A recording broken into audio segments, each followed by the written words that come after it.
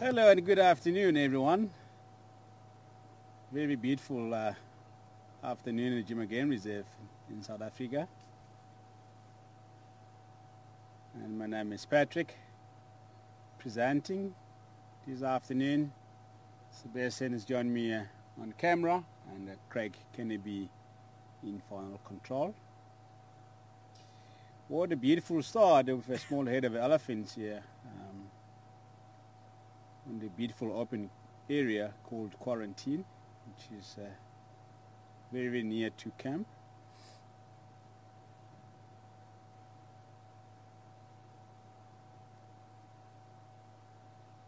There was also a large herd of elephants at Gowrie Dam about 15-20 minutes ago, and they headed south along Mlowathi riverbed.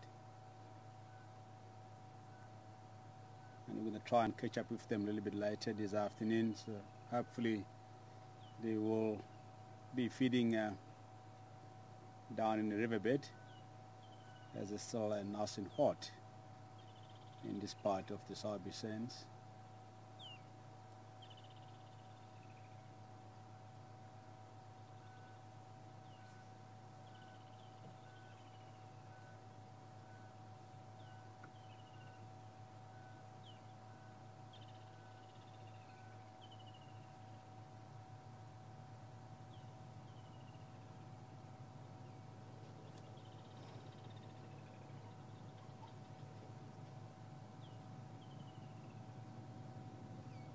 There's about 4 elephants here. Two youngsters and a baby that is busy scratching its head against a tree just behind the mom over there. So it might be the mom and the previous offsprings and the new offspring, but it's not very, very new. I would say that the youngest baby is probably about 16 months, but you can't actually see it because we have a tree between us and the baby elephant.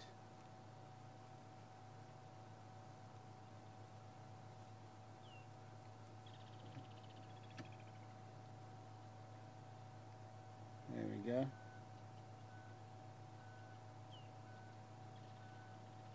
Look at the ears and flapping rapidly. That's a very good indication if the elephant is extremely hot, because the elephant ears are like the car radiator almost, so they help to cool the body off if they flap them rapidly and continuously.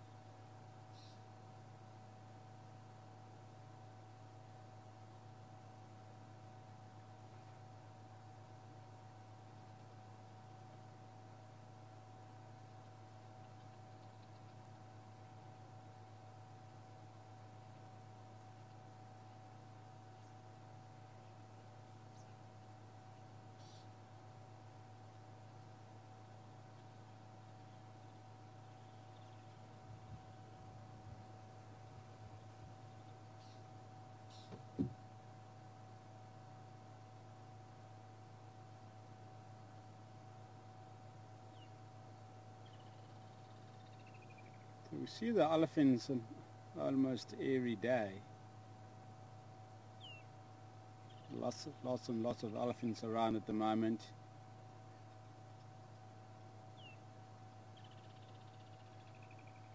So we see lots of elephants than impalas at this time of the year. And elephants in the morning and elephants in the afternoon sometime. But for the past week or so, and we've been seeing them on every single drive.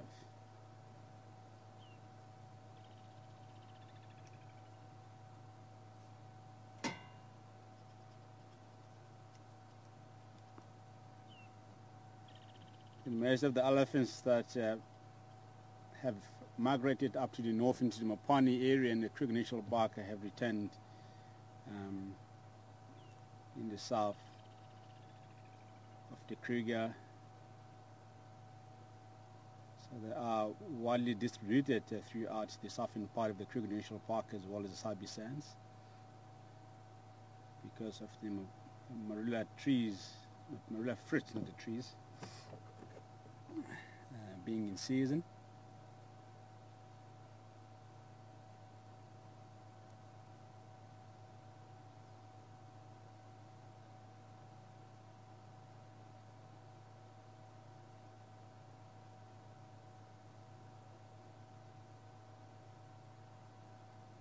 But the marula fruits are slowly coming to the end of the season now.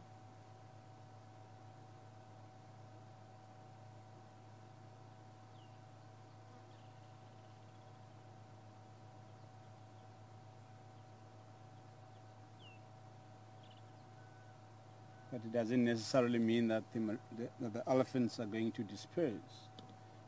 So we will still see some elephants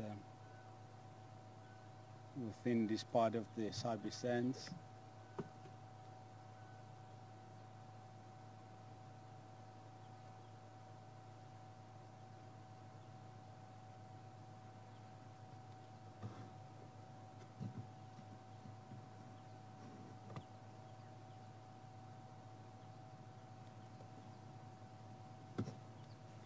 Just gonna go around the other side and see if we can catch up with them. They are slowly moving towards the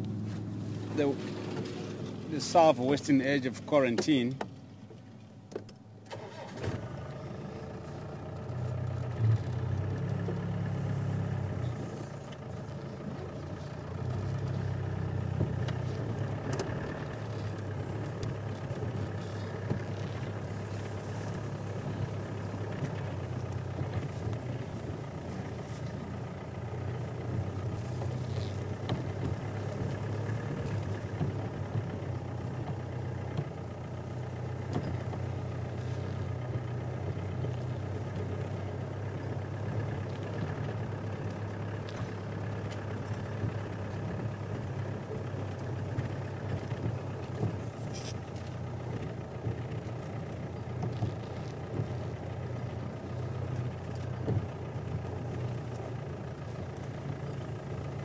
So the plants and flowers and the grass have rejuvenated after the rain that we had a couple of days ago. And again, this morning we had a little bit of rain. As I said, that towards the end of the drive, that the clouds were building up quite heavily in the southern part of the Sabi Sands. And as soon as we got back to the camp and then started drizzling it down at the Gari Dam,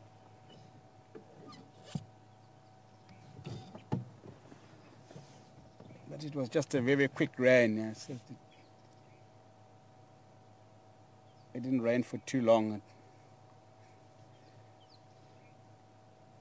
So it was just passing by. I don't think it did rain in the mountains because it was a clear blue sky in the western part of the reserve, and also in the southwestern part of the reserve, and again in the north. And it did not look like it rained at all.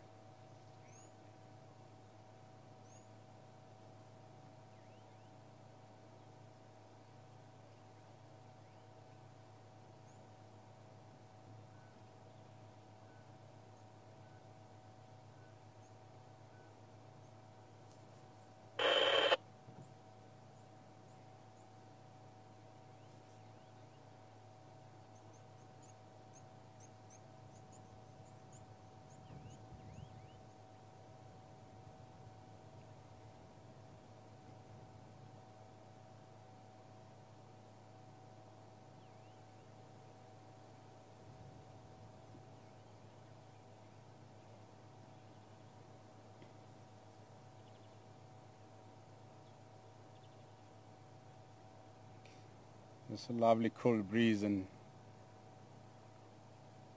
blowing through from the south to the north.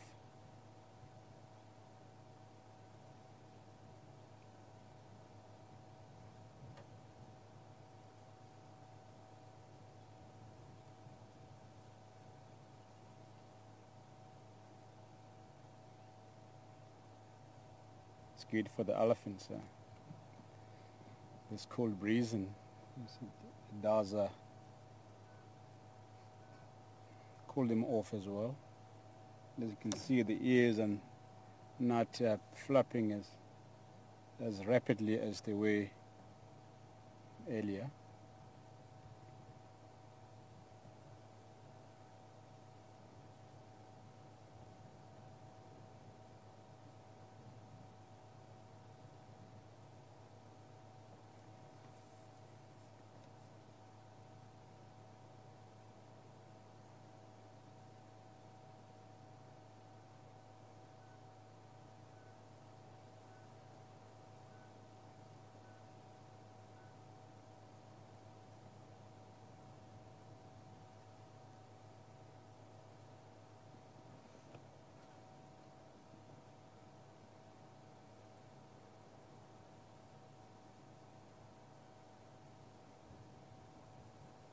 Look what she's doing with that plant over there.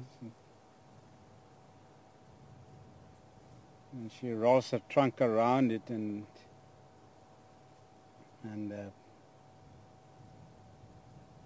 clean it up before you break it and put it in your mouth.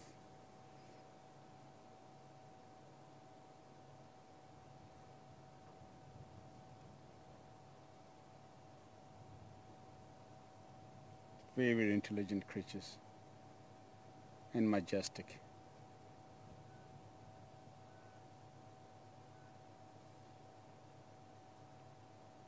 And elephants tend to clean their food before they eat it.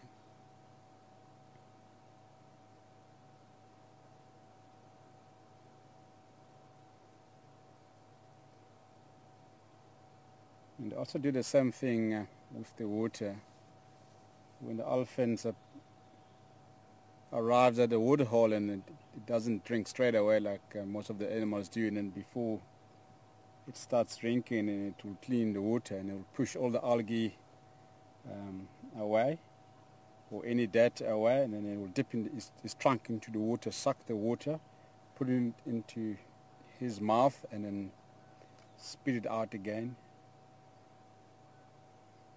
So they're just testing if the water is purified or is clean enough for them to drink. So if the water is not clean enough, and then it will possibly have a mud bath and move on to the next water hole where the water is nice and clean. They're so fond of pool water. I've seen lots of elephants in many different lodges drinking water out of the pools. And the pool chemicals don't seem to bother them at all.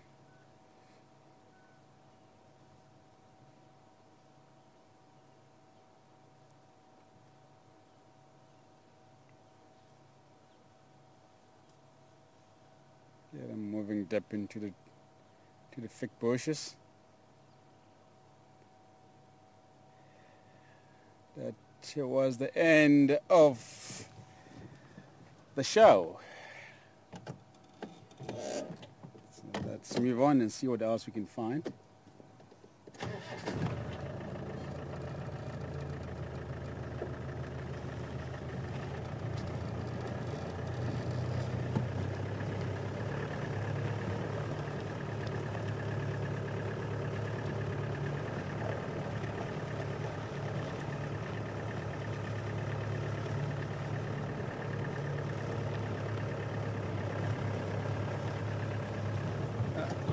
One youngster here next to the road. You're forcing it, my friend.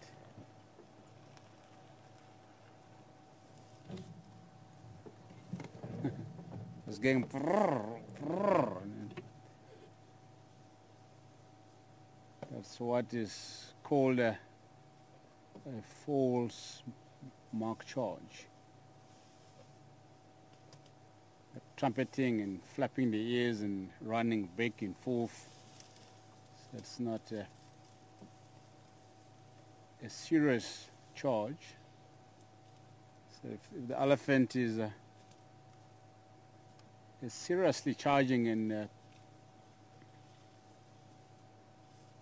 usually doesn't flap the ears or shake their heads or trumpet, so they just come straight with the head quite low and the trunk tucked between the front legs, and then just come straight at you. And then you know that it's not intimidation, it's really a serious charge, so you need to do something or stay out of the danger. If I see an elephant approaching me like that, and I just stay out of the danger immediately. But some people tend to ignore the elephant's charge and get hit or smash the vehicle or even turning the vehicle over, especially the bulls in Marston. They tend to be extremely aggressive towards the vehicle, especially when the vehicle is parked on his way.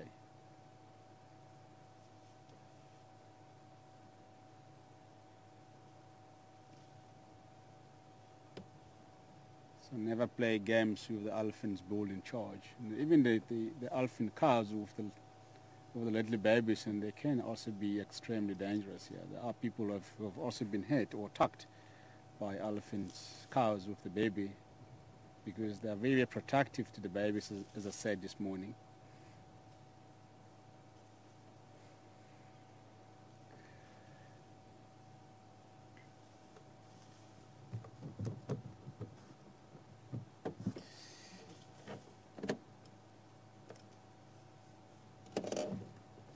So far, so good. Shall we move on?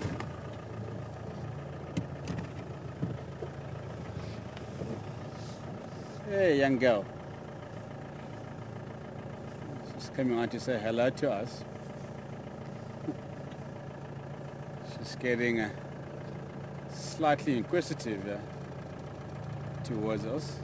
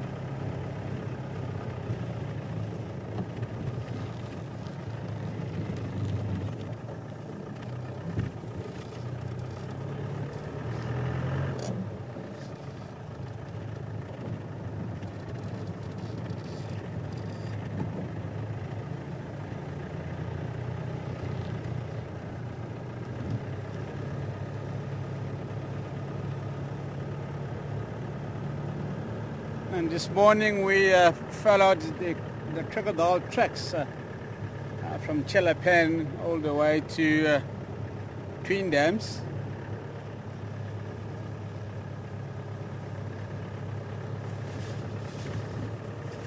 So we're gonna go and have a look around Twin Dams a little bit later this afternoon, so we might see his head floating on the surface of the water or lying outside the water, which would be great.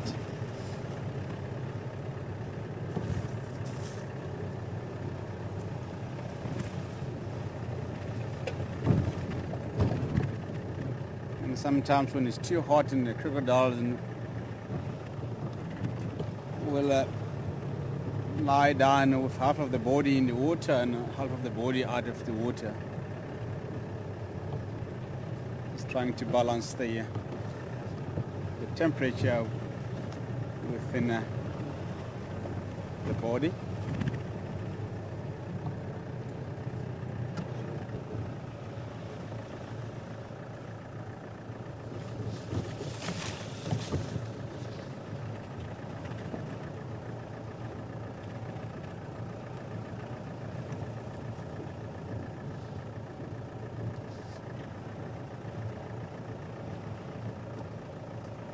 We don't have many crocodiles in this part of the Sabi Sands.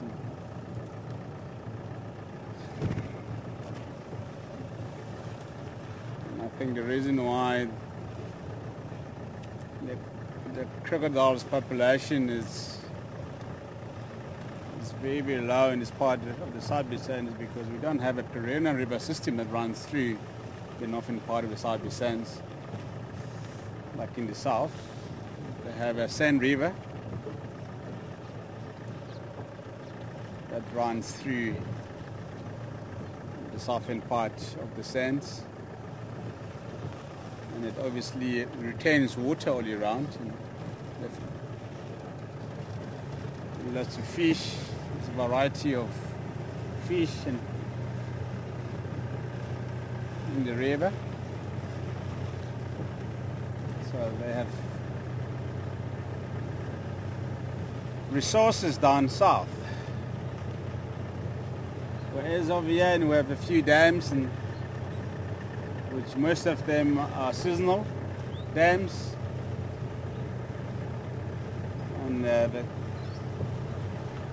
and one or two dams do manage to keep the water all year round.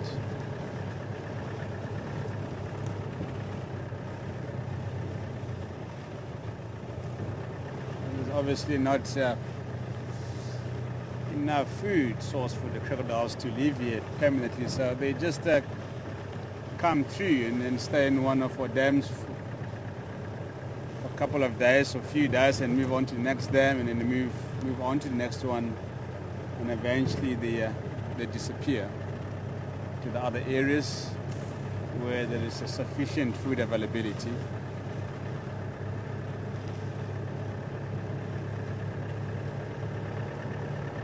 Other than that, in the southern part, not the southern part, talking about the northern part of the Sabi Sands, and it's still a very, very pristine wilderness area. It's still very, very wild compared to the southern sands. So there hasn't been too much humans interference in terms of bush clearings and that sort of thing in this part of the Sabi Sands. So as the southern part of the Sabi Sand, they are on natural open areas that the landowners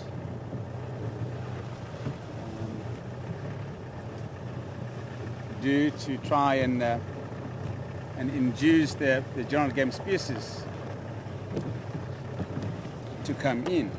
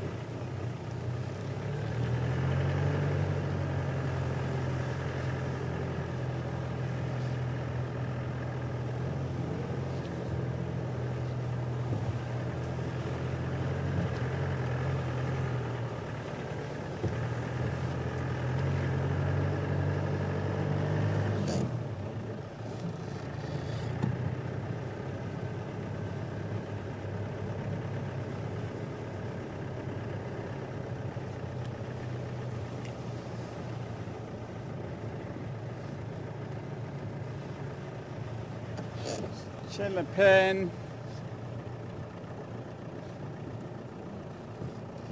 No movement so far.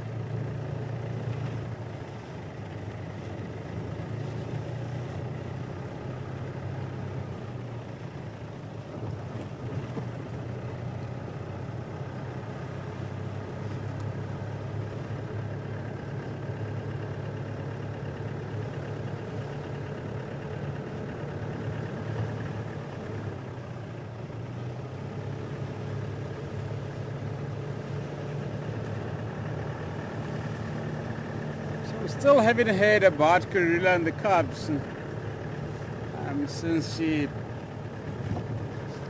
disappeared in Bavsuk.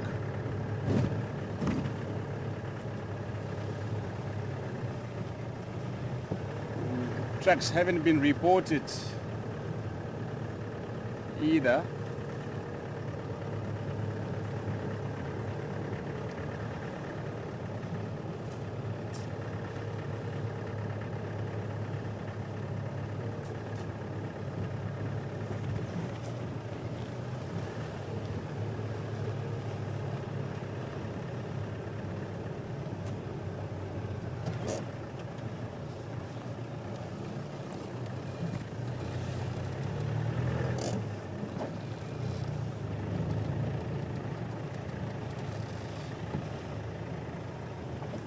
And it hasn't been any sign of Induna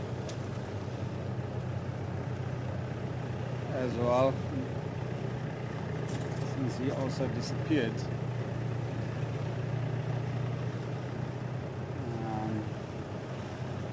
Now actually Induna, we had his tracks on River Road 3 days ago, and he also crossed over into Bavsuk, and Misha was also seen 2 days ago, and he also crossed over into Bavsuk.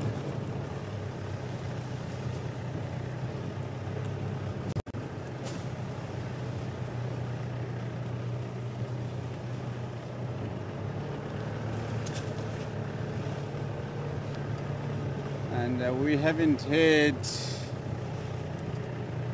about Saseka and Tingana for a long time either. And now Saseka hang around in the north eastern part of Jima Game Reserve. And she also overlaps into the south. between Chita Chitwa and Kora.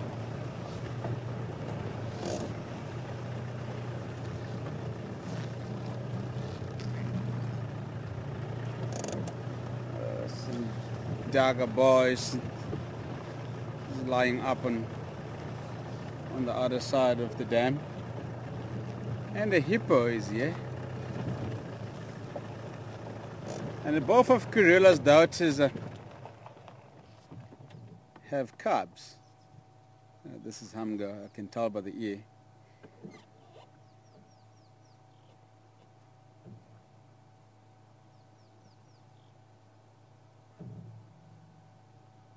And each of the daughters have lost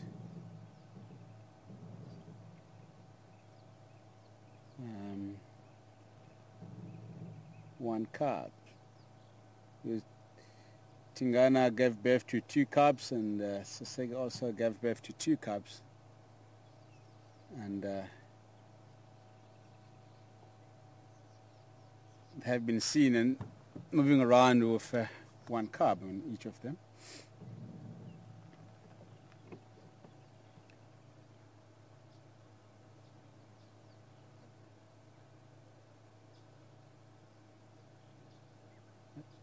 So I don't know what happened to the cubs.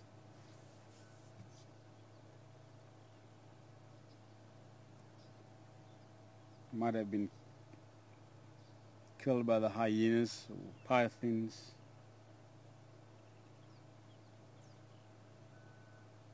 Maybe even starvation.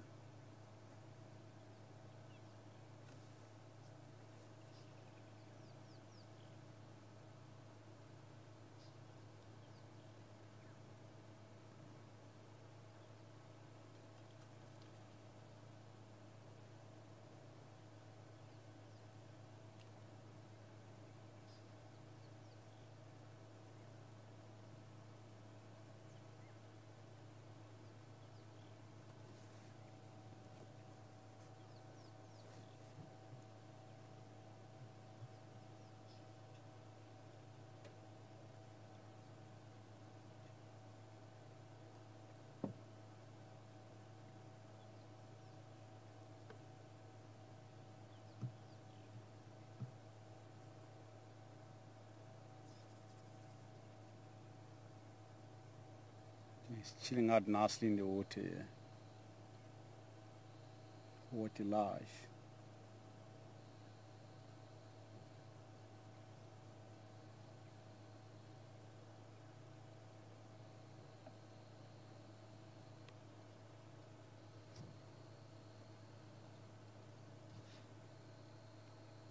The hippos tend to spend most of the time, or sometimes the whole day in the water, especially this time of the year. Oh, there we go. Wonderful.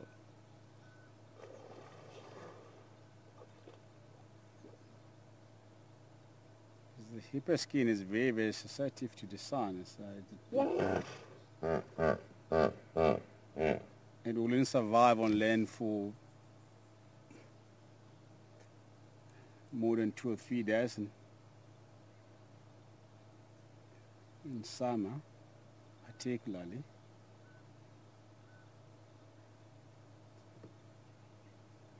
So they will die of dehydration, yeah. So they have to be in the water most of the time to keep the skin moist. And in winter, sometimes you'll find them out of the water, moving around, feeding. So it basically depends on the weather.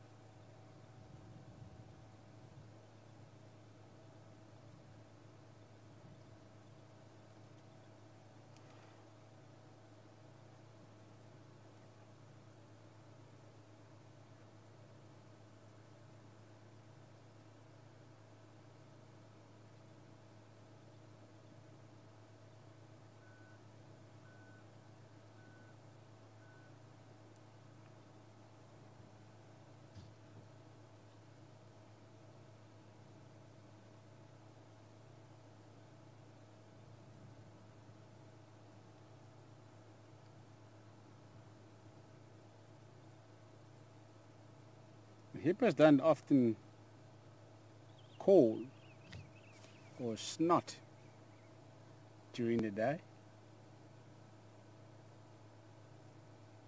unless if there is a presence of elephants or predators around the dam, and they will snort and do the threat display, just to warn the animal to stay away from it.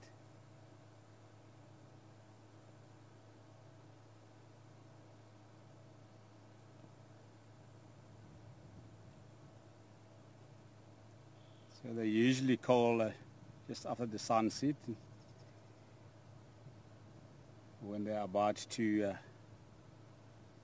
go out of the water and graze, just to advertise their presence within his territory.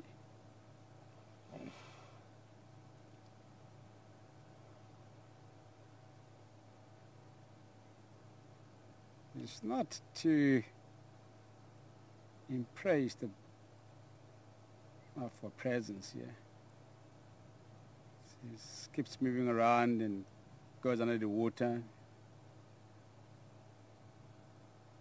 comes up and look at us. There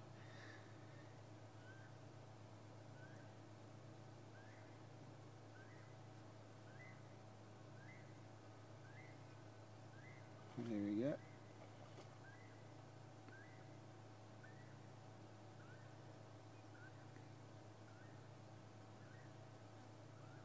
I thought he was gonna give us another thread display.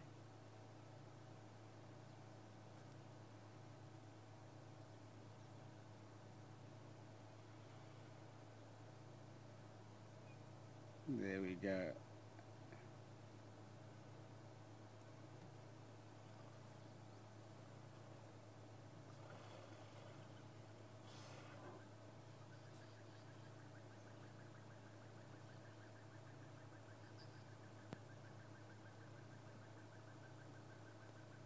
You don't want to get anywhere near this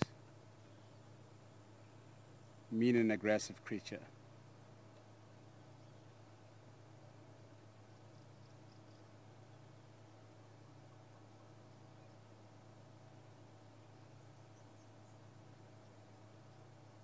Very, very large incisors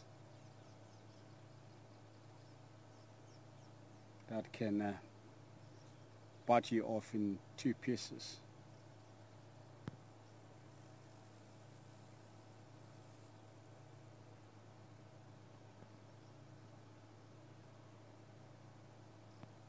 They actually look smaller when they're under the water, but they're actually very, very large creatures, the hippos. And then the fully grown hippo bull weighs about 1.5 tons.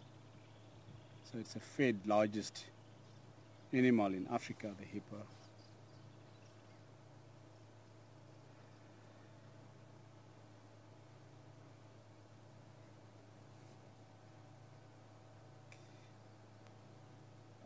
In fact, it's the 3rd heaviest creature in Africa.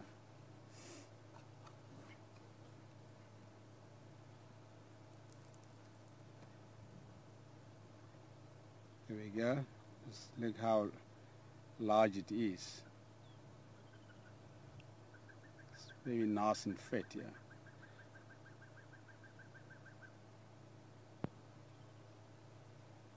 There's walking on the bottom of the water now.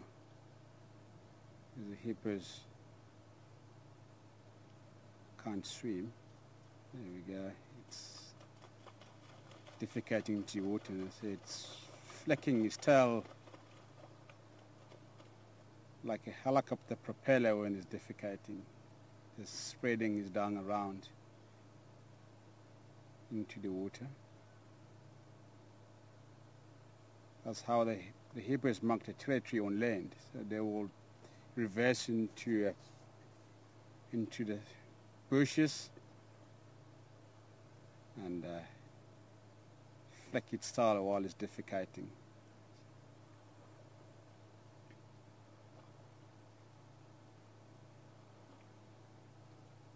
It just is absolutely incredible to see the hippo out of the water. It's something that we don't often see, the hippos and out of the water, because they tend to be very, very shy creatures.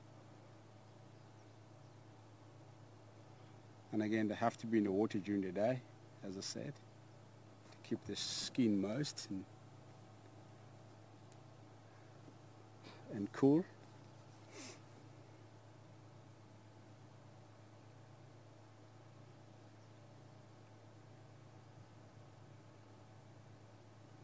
See, he's marking his territory there. Look at that. Look at the little bush shaking.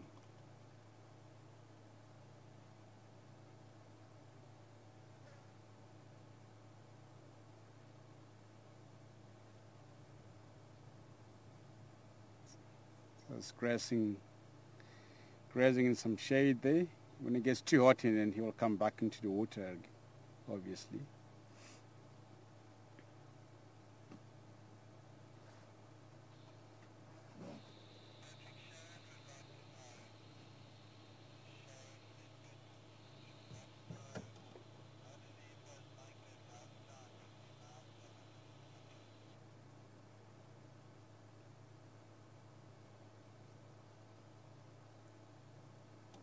Just going to go a little bit forward.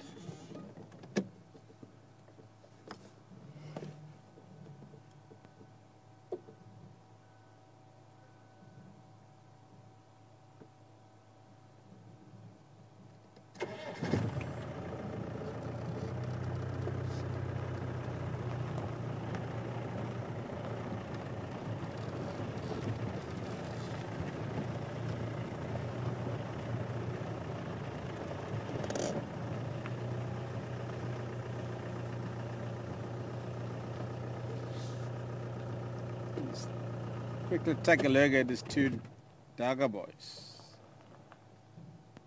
Hello, Dargas.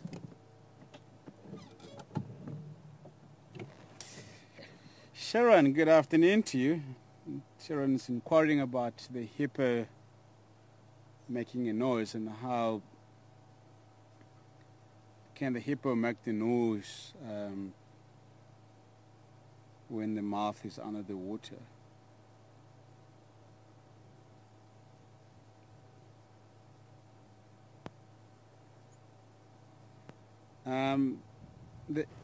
Certainly they are capable of making the noise and when the mouths are under the waters, because they don't really, it's like me making this, or mimicking a hippo's nose. I don't actually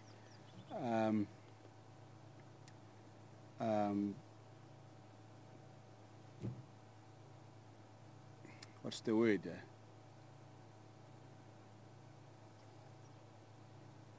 I'm just trying to think of the word, Sharon.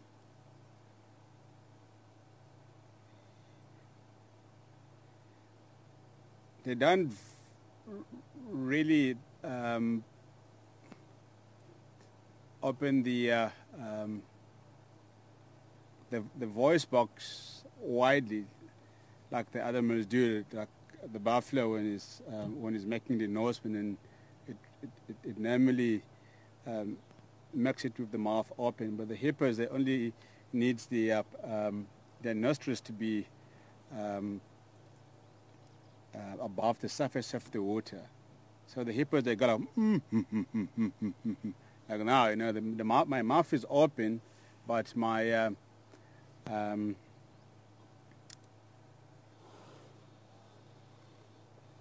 my gular flaps are just flittering in the air, just to make it audible.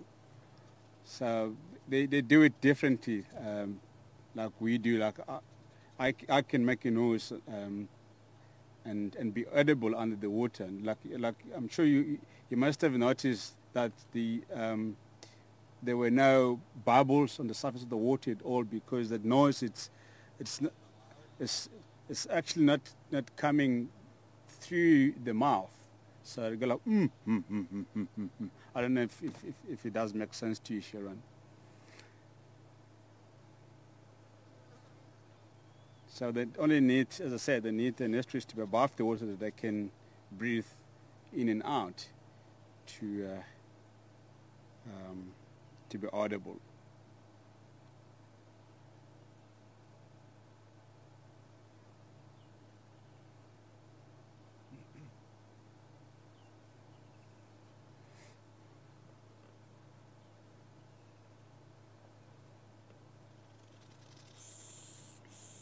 This is the older bull that we are looking at now, and the other bull is relatively young compared to this bull on the right hand side. And you can tell by the shape of the horns,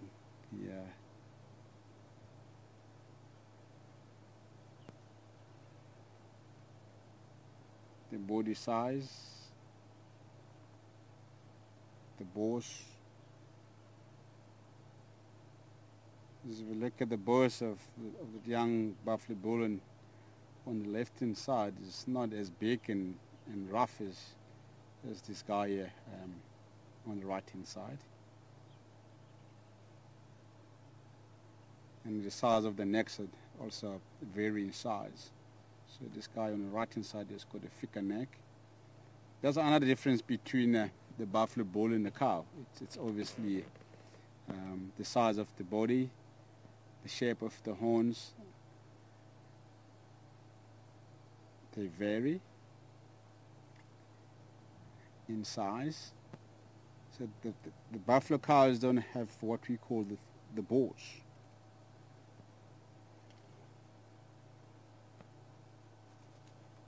So they're almost flat.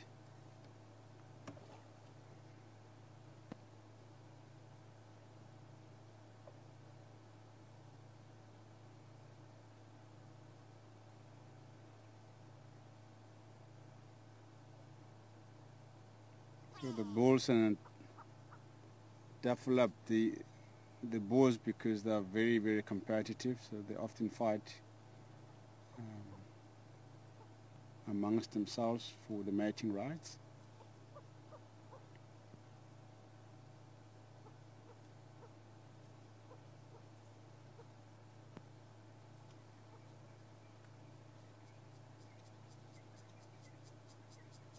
So the females only use the horns to defend themselves and the babies against the lions.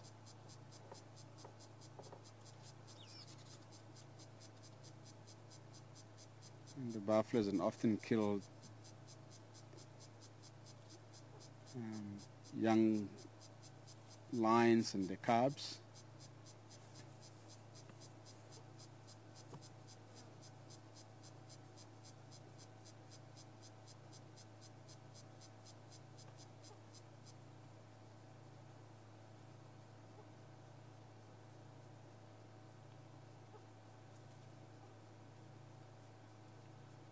The lions and the leopards' mortality rate is very, very high because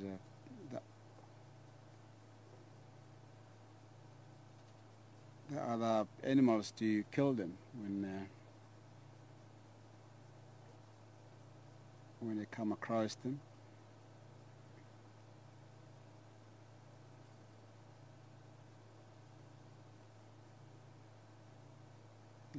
I've also witnessed the breeding head of buffaloes trampling 7 lionesses' cubs.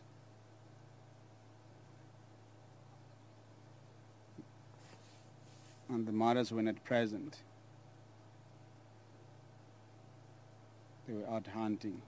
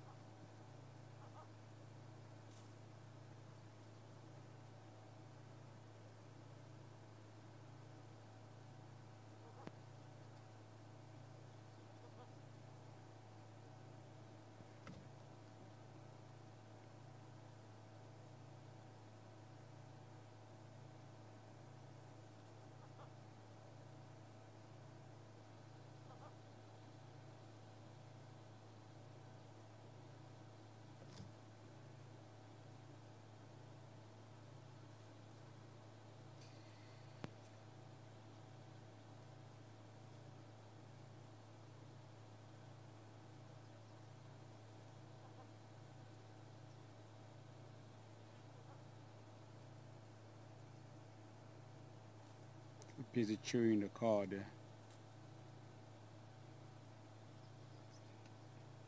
It's typical buffalo bull's behavior.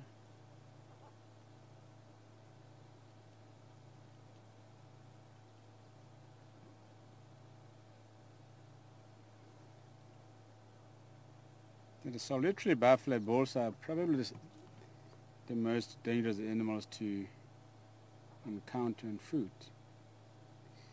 Many people, rangers, trackers, and as well as professional hunters, and have been attacked and killed by the solitary buffalo bulls just by encountering them on foot, especially the wounded buffaloes. They can be extremely dangerous here.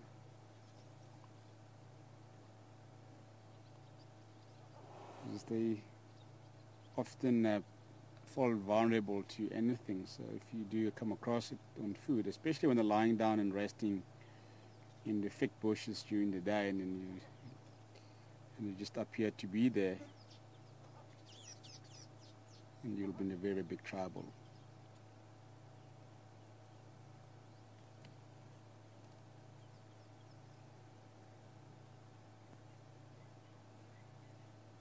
And they can actually backtrack you when they're wounded. That's how they've attacked the hunters many years ago. So if you shoot the buffalo and wounded it, and you track it, and it will find a very thick bushes and an ambush for you. So if you come around the corner, and then it will also walk around the bush and charge you from the back. So they're actually very, very clever animals here.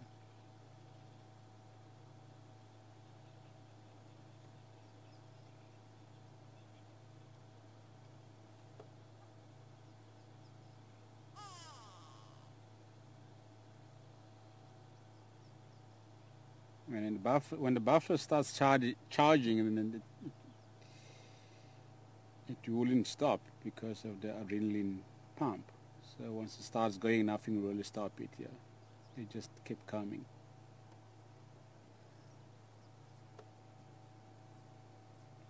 And they can stampede. Yeah, very, very agile running creatures. The buffalo can run about 40 kilometers per hour. And we as human, and we can't outrun the buffalo. Not fast enough, obviously.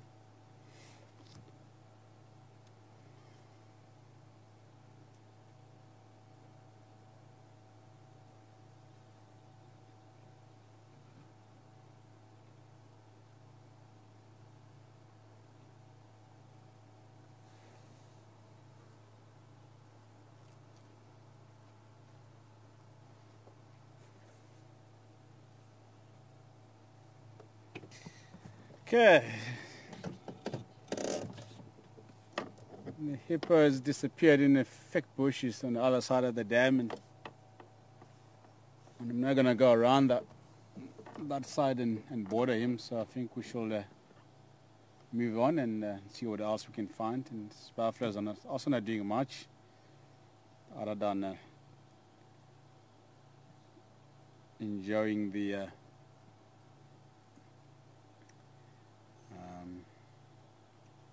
nice cold water and chewing the cud at the same time.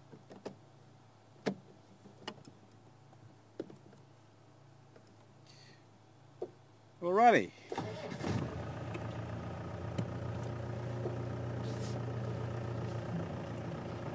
comes the sun again.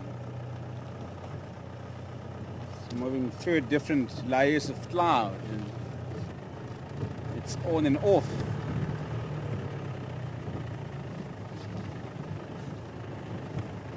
Where are we gonna go now? Twin Dams.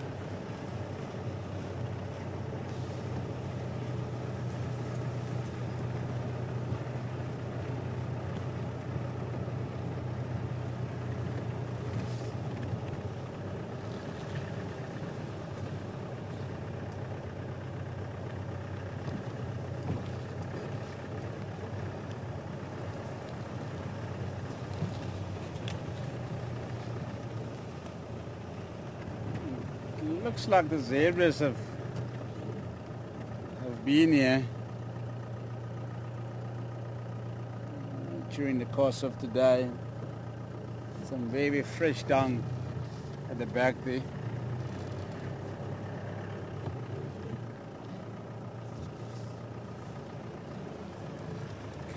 Donkeys in pajamas.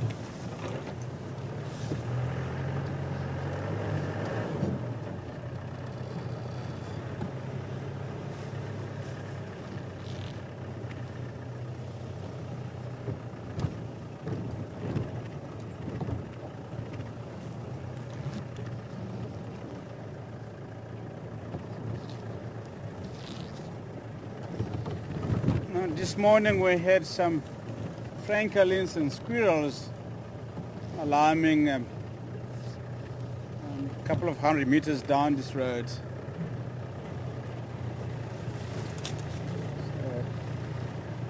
it could have been a predator moving through, or a snake, or a bird of prey flying around in the vicinity.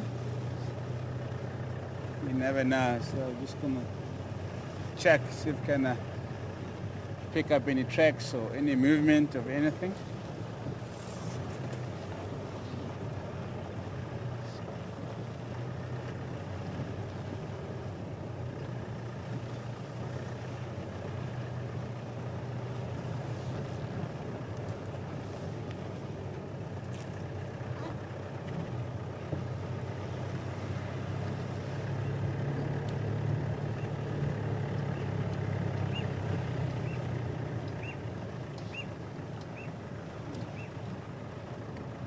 Halfback Chirac calling. It's one of the birds that I haven't heard calling for a long time.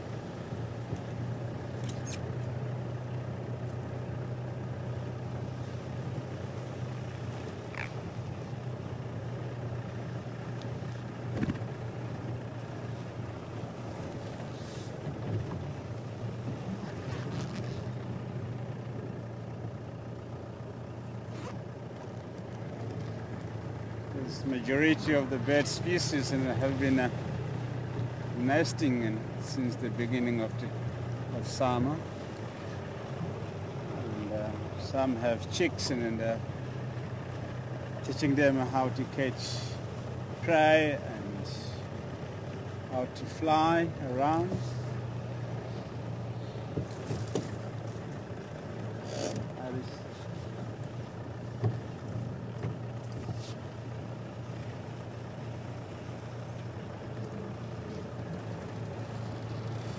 So that's why most of the bird species have been hiding away, and haven't been hearing them calling or moving around.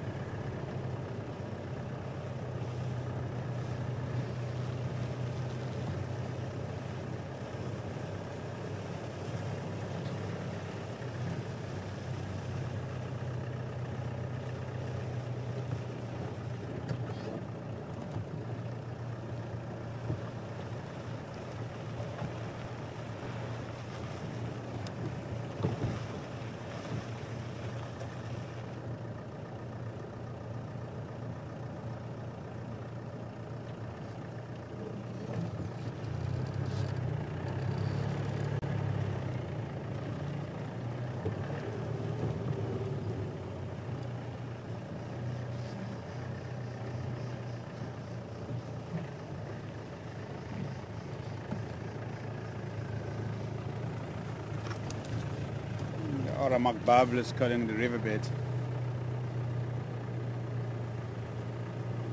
Very noisy birds.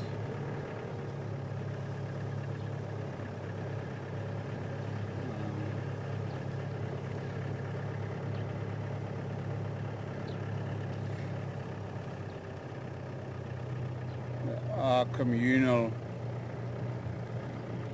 bird species. Live in a family group of between 6 to 12.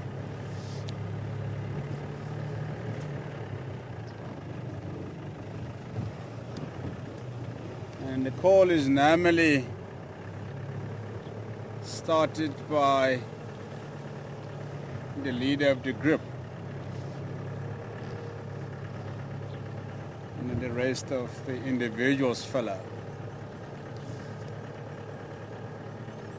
So it's basically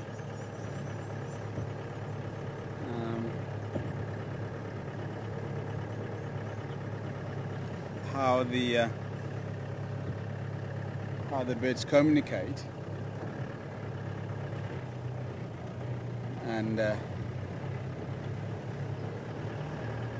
show who is the most dominant individual within the group.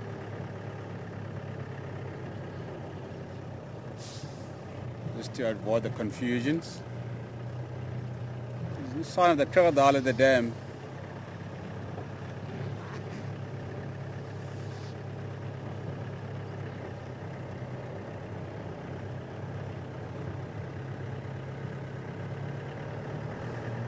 And sometimes it is also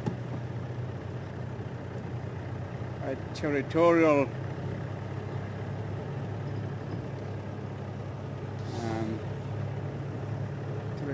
display.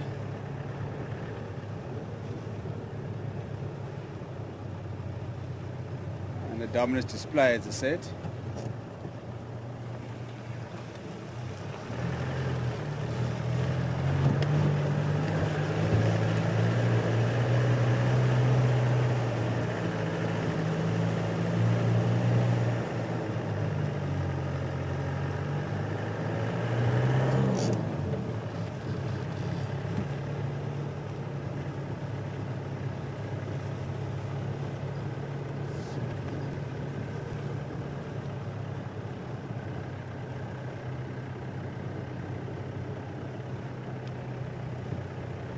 Some birds are very, very territorial, yeah.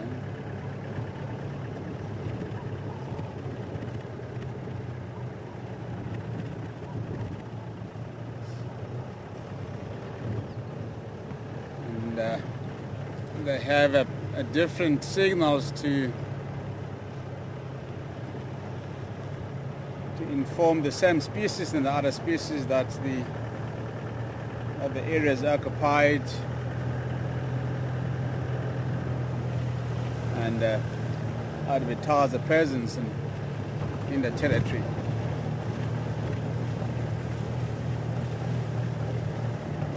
Like when you hear the woodpecker knocking on the tree, it's also the territorial signal. Signaling to the other oxpeckers that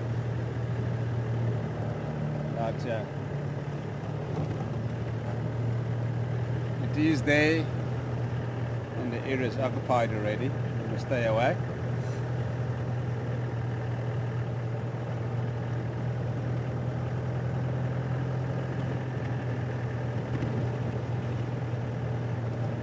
And it's also a form of communicating with each other, communicating with the females or the partners.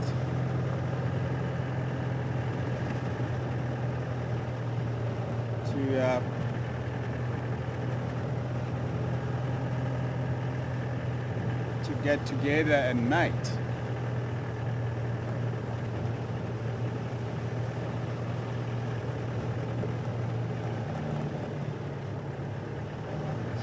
are a few different signals that they use that obviously means different things. So it's either mating, attraction, or territorial signals, dominance signals.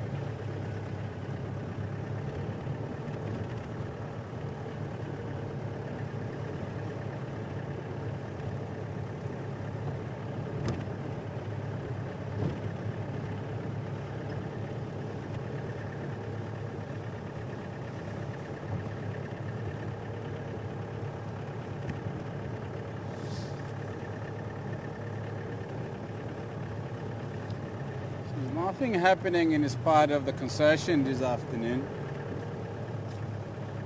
We shall start making our way towards Belsu Dam area.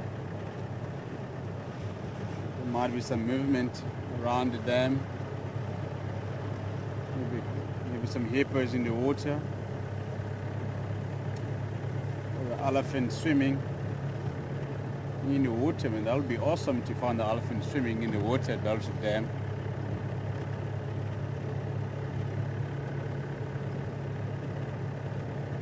At the moment, and the water level is very high, so it's a perfect dam for the elephants to go and swim there. The other day in 7i, found a young elephant bull swimming at the dam. I think it was Sue, not Sue, sorry, a cat, if I'm not mistaken. And we were about 10 minutes late, and as we got to the dam, and he moved out of the water and started feeding and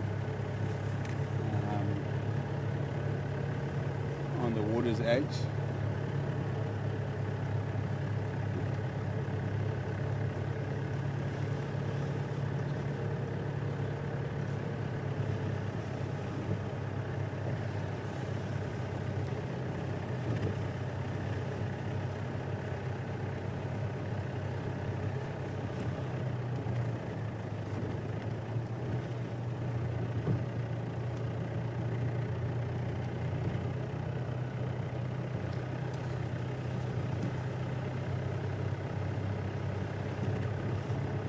Kathy, good afternoon to you. Kathy says, this morning I'm mashing the lines on the kill.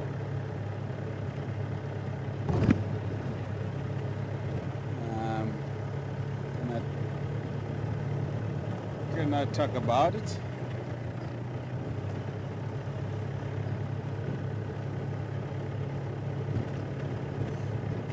Of course, I mentioned the lines on the call this morning, and we're gonna go there this afternoon, okay? At the moment, it's just very, very hot, and then Seb and I discussed about it just before we went out on drive about an hour and a half ago. If we will go there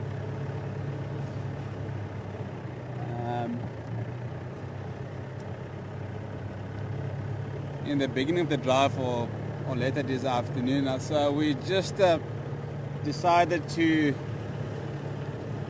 skip it for now until the temperature drops, because it's still very, very hot now. I don't think there will be any activities in that area.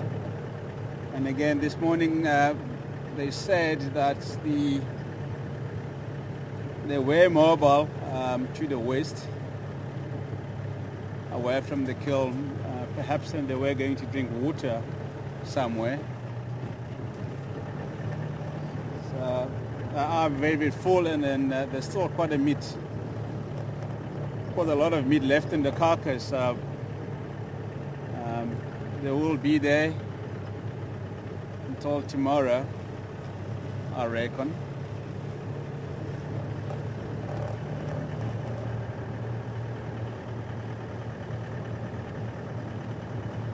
So if we go down, and even if the lines are back on the kiln, then there will be flat cat sleeping in some shade and busy digesting their meal, because they've had a decent meal this morning.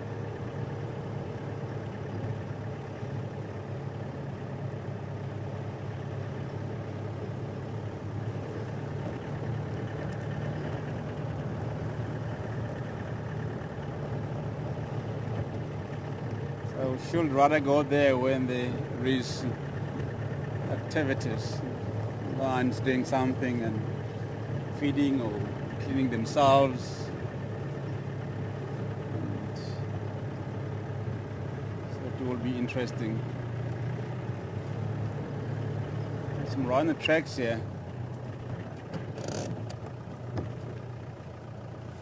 It's from this morning.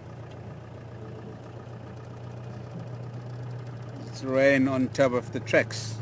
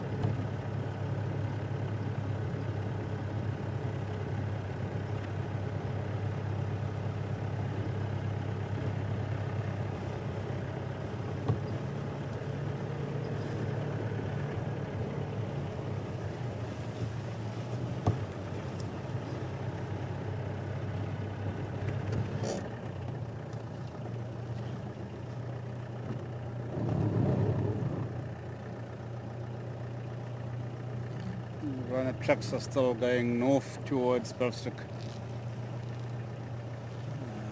cart line.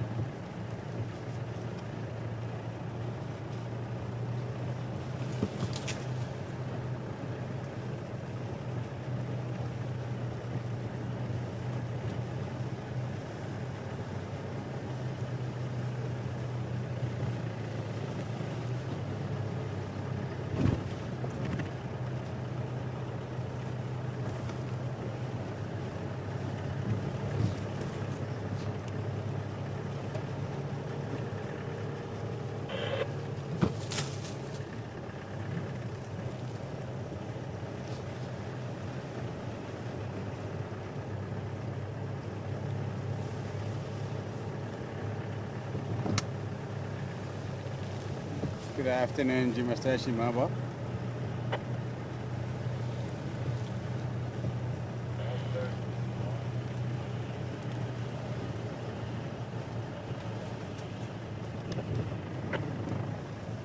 Okay, copy, thanks. There was also Osman Khambin Lavi on the south-western edge of quarantine.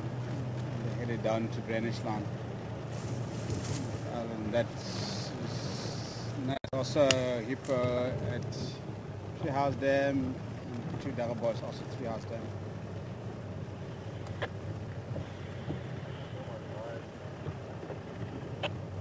No, negative, nothing so far.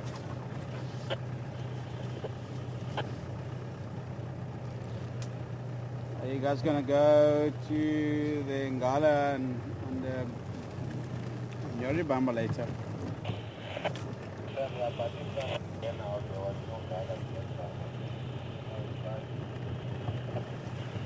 Like a couple of days. Yeah, I'll also go there later.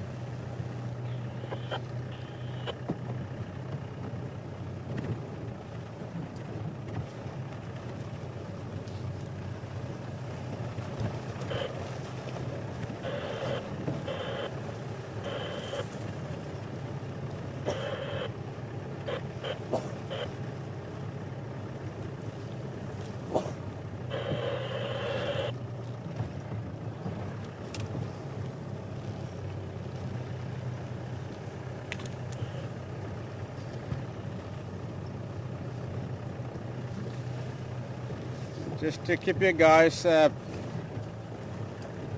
updated, there is no sign of the lions on the kill yet.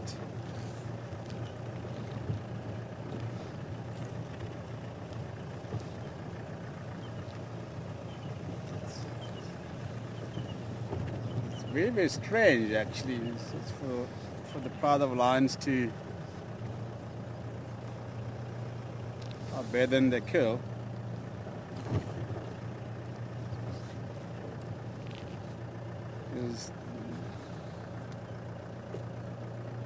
Usually the lions and wouldn't leave the kill unattended, yeah. So if they want to go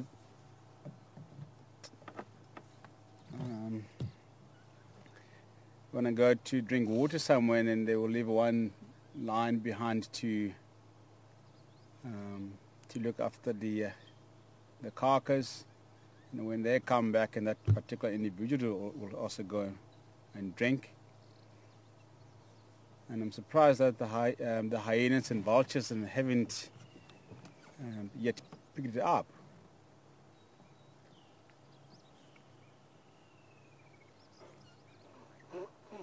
So we'll see when we get there later this afternoon. I'm just going to play by ear for now. So if there's any activities, then we'll go there straight away. If there's nothing happening there, and I don't think we would go there. But I'll keep you guys posted as the time goes by.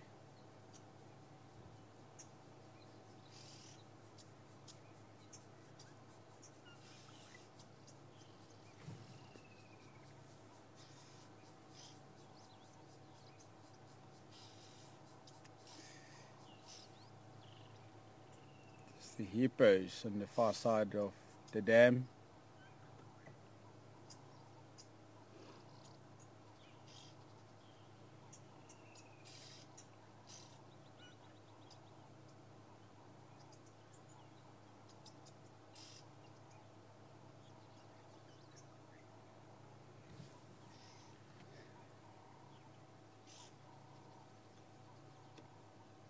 And the Kuhuma lionesses and the cub also killed the zebra in the north.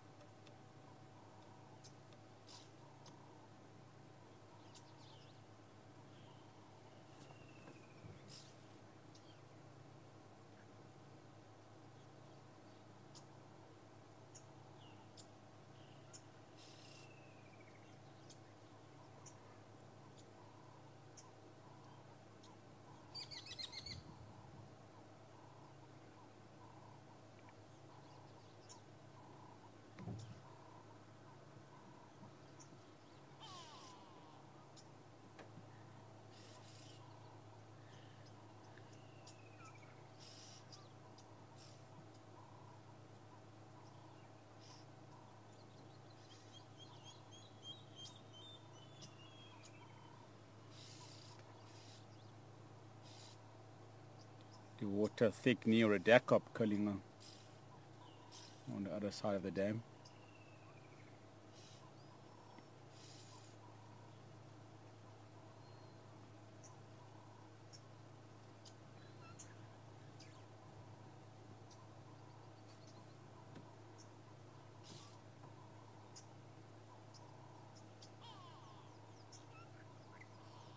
There's quite a few birds in around the dam here. The doves and the orange-breasted swallows flying around. The grey Galway birds also calling in the background. Doves, oxpeckers.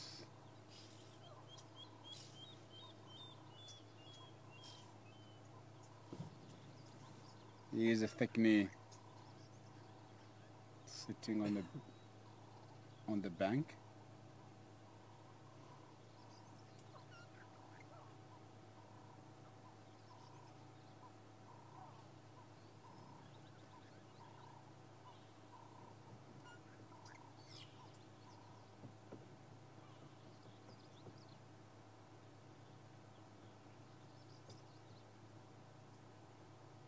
There is a compromise in nature.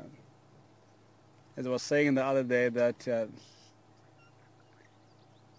the beautiful birds that have a very, very stunning colors and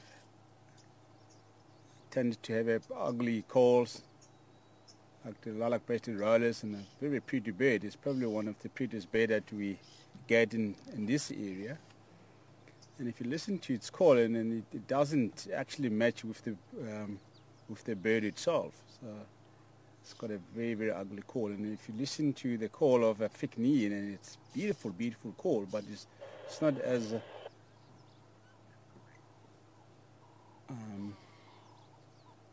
beautiful as its own call.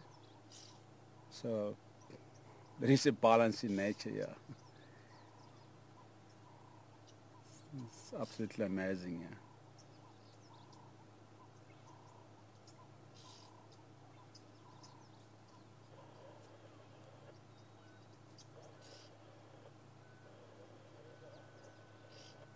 Hyena's got a beautiful call, but it's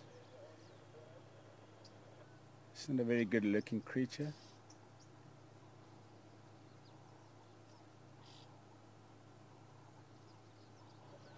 I'm not trying to criticize the animals, but I mean it is the way it is. I mean the compromisation is amazing.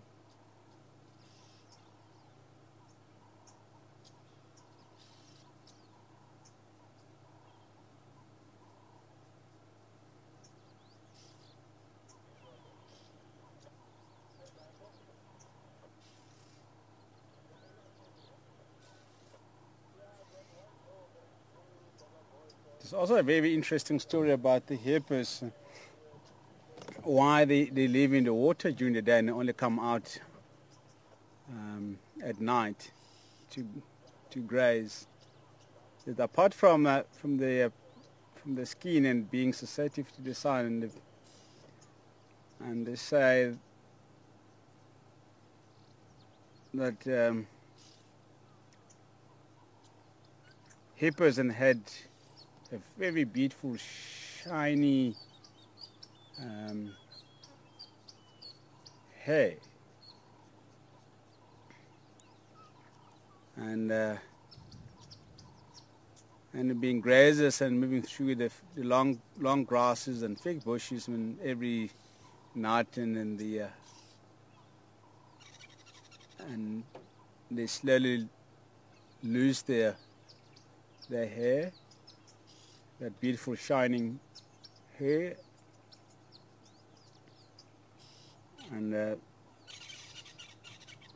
they started looking ugly to the other creatures, because they were very proud of their beautiful shiny hair, and the other animals started laughing at them and criticizing them of being ugly and no hair to protect the body from the heat of the sun. And then the hippos decided to come and live in the water because they were not happy about other animals criticizing them almost every day. They see them out there. And that's why they are in the water now. They're very shy. Of course they are, and if they hear the other animals, especially the vehicle approaching the dams, and then they run into the water immediately because they don't want to be seen out of the water. So they feel shame for themselves.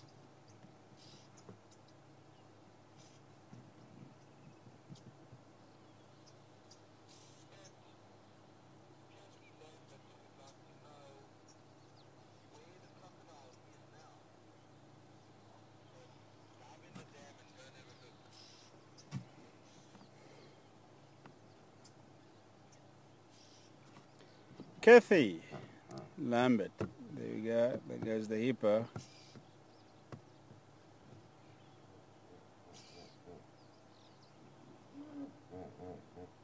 There we go.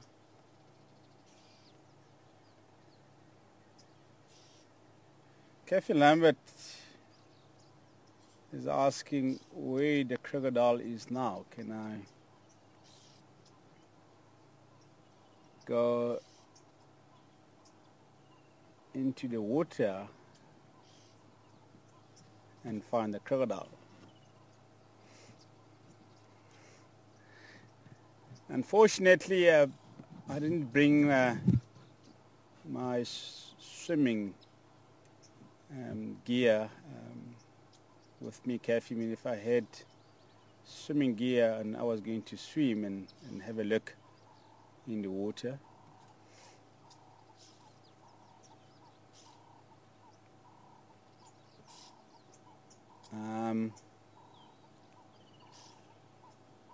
I think that the crocodile that was at Chelapan for the past week or so and is either at Baboon's Pen or Twin Dams. But this morning we had his tracks moving into Twin Dams. We also saw the tracks on the other side of the dam, but not the tracks, it was just a toll mark across the road going into Baboon's Pens. So he could have walked by Twin Dams and then cross over into Baboon's Pen. So we will keep our eyes open at both water holes, and so if we see him, and then we will let you know.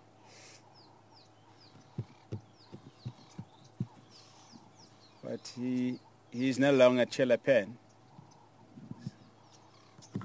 and I think it could be the same crocodile that was at Gowrie Dam. Now, he was first seen at Twin Dams, and he moved to Gowrie Dam, and from Gowrie Dam, and then he moved to Chelapan, and then he had gone back and either to Baboon's Pen or Twin Dams.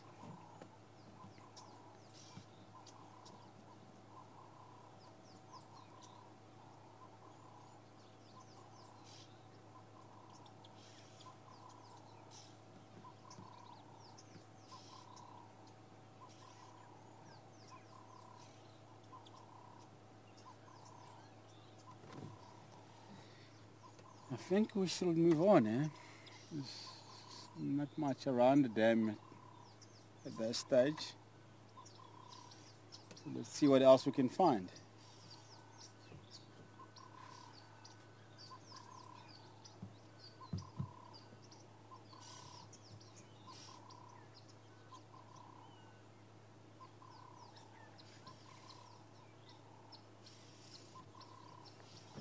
Alrighty.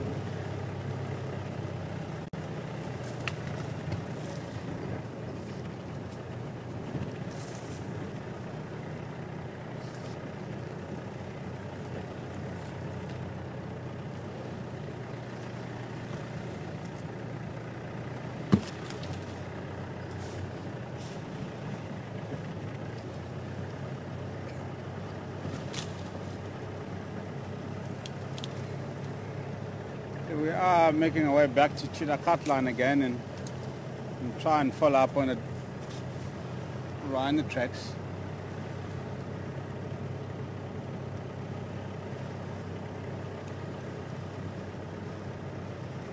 So it will be a P10, and if they had crossed over Chitakatlan to the north.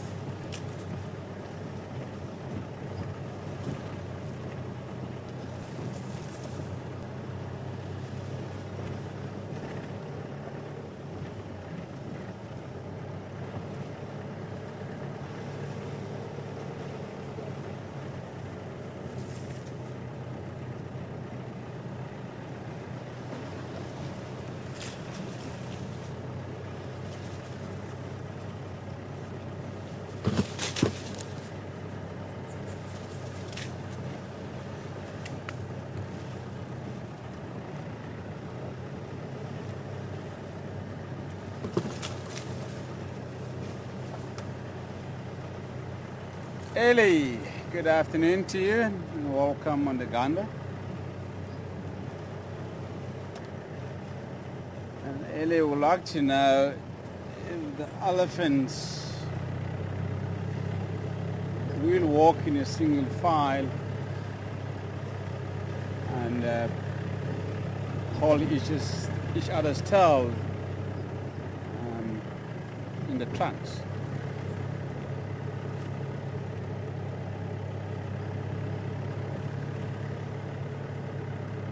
I have seen just a few individuals, but not as many as 6 or 8 individuals walking in a single file and holding each other's tail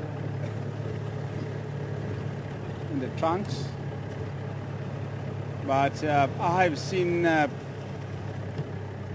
elephants swimming in a single file and holding each other's tail in the trunks.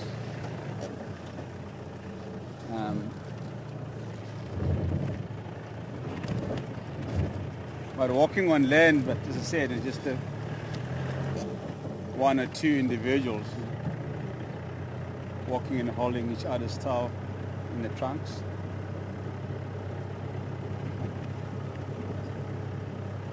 And when they are swimming across the large river systems or big dams or lakes, they only do that for the babies, just to protect them, not to be taken out by crocodiles, because crocodiles will venture to take the baby elephants out. Like I said the other days, and I've seen lots of baby elephants with the half of the trunks missing, or the tip of the trunks missing from the crocodiles. When they dip the trunks into the water to drink, and the crocodile will grab it by the trunk and then cut it off. And by the time the mother gets there, and the crocodile will be gone already. They swim extremely agile in the water.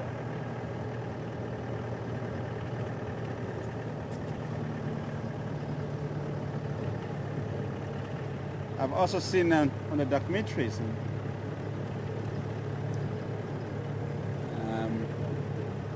elephants swimming across the swamps in Botswana and holding each other's tail in the trunks.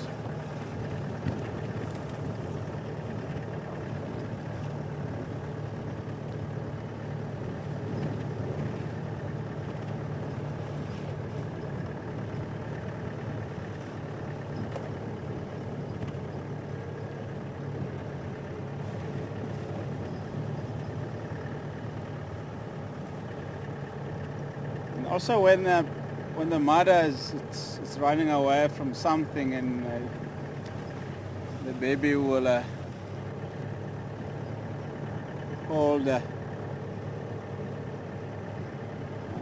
mom's tail to keep up with her.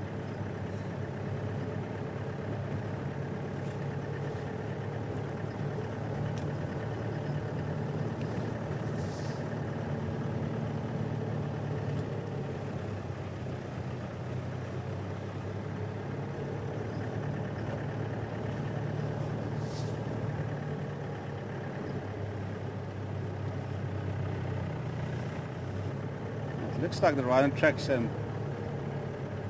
might have crossed over. They're heading straight to the boundary.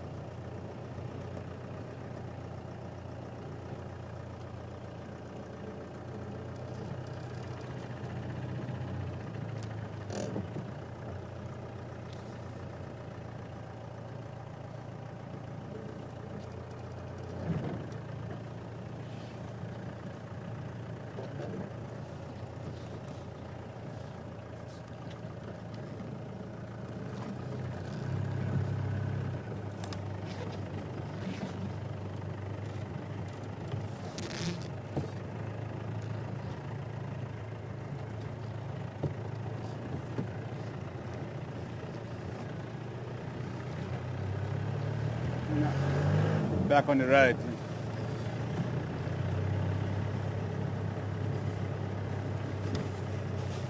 Off that way. Back on the road again. And the rhinos tend to walk in a zigzag way, in and out of the road.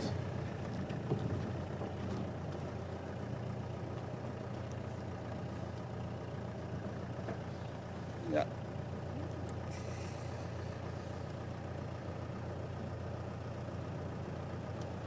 They've crossed over into Belgium. Tough luck.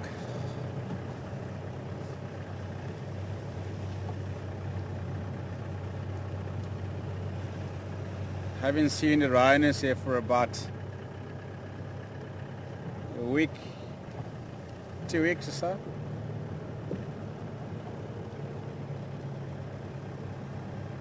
The last time I saw the crash of rhinos, I was with Sebastian Rombi at Guaripen. And all 4 rhinos were lying down at Guaripen. They couldn't fit properly because the pen is so small and narrow. They were kind of pushing each other's away just to fit perfectly into the water and able to cool off.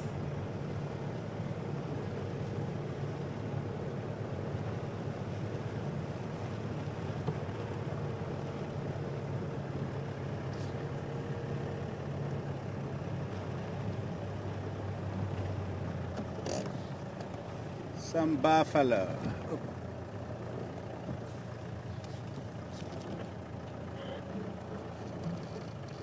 It's quite a few of them.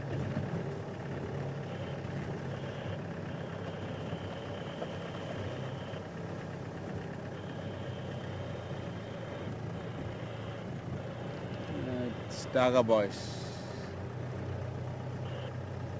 There's also a female over there.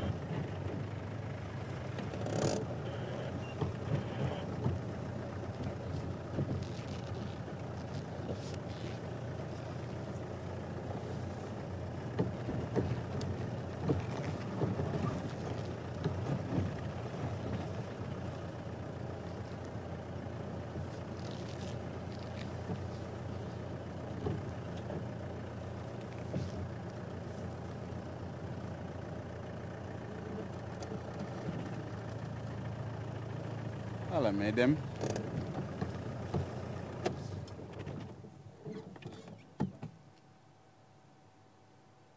Just the one buffalo cow and the rest are the bulls. So 2, 4, 5 bulls and the one cow.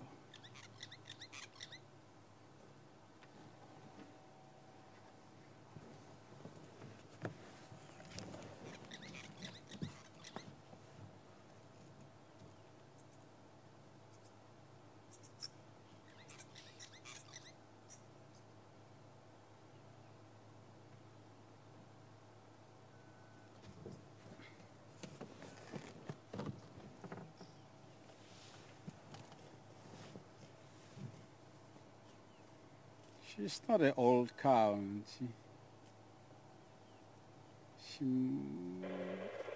she must be in her mid-age.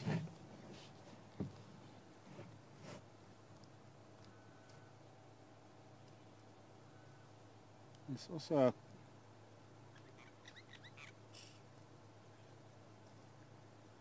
two or three individual young bulls.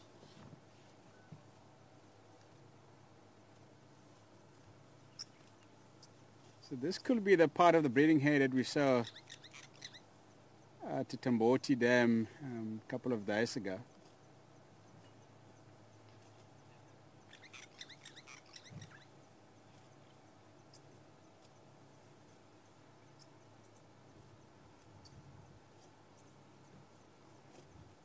This is a mixed age individuals here.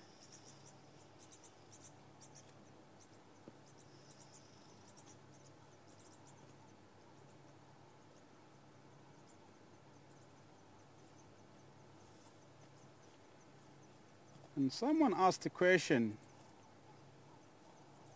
fairly recently about the old buffalo cows. Why they tend to hang up with the Dagga boys. And she also asked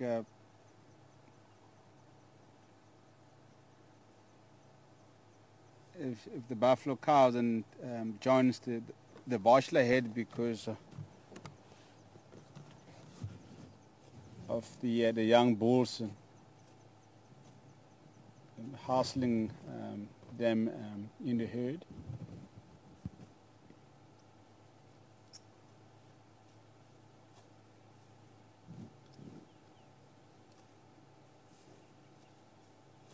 That could be one of the possibilities, but I'm not entirely sure about it. But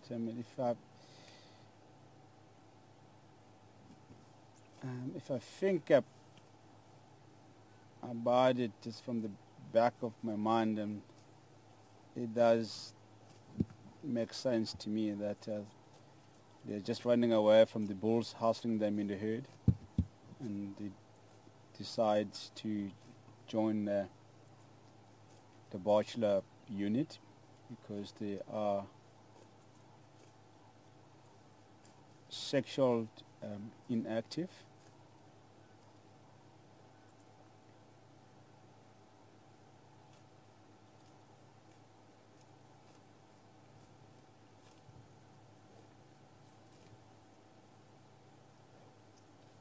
And again, the Dagga boys, they are not as old as Naughty.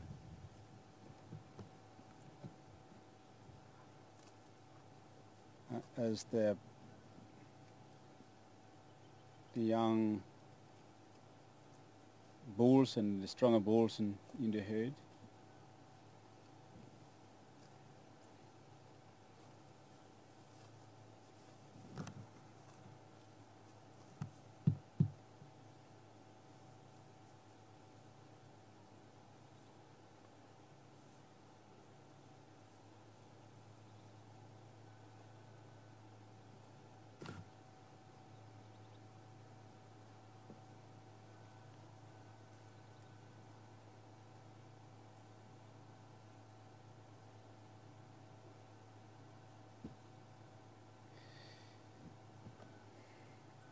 But the older buffalo cow wouldn't assert herself from the head to go and look for a bachelor herd to hang up with them. So what happens is when the breeding herd is moving through the area and hooked up with the Dagga boys and the older cows and will decide to hang up with the Dagga boys, as they often lag behind the herd.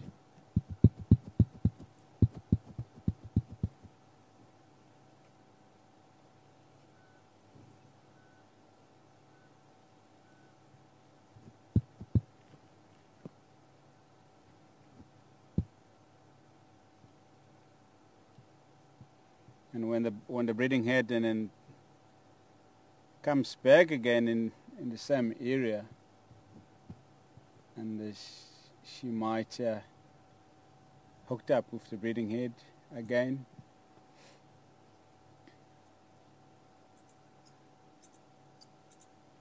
until she dies of old age or get killed by a pride of lions, because the older cows, and they also tend to lag behind the herd. And they are obviously the easiest targets to the pride of lions, because the lions also tend to go for the weakest individuals and within the herd.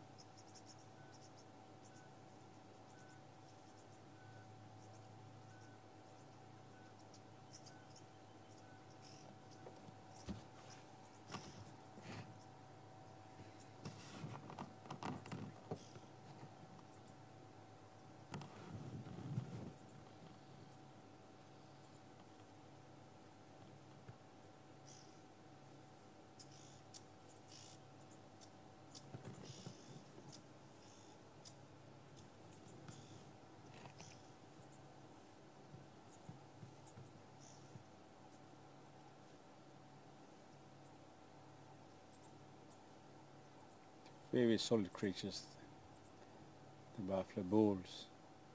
Just look at this guy here. It's nice and fit, very thick neck, lots of muscles all over the body.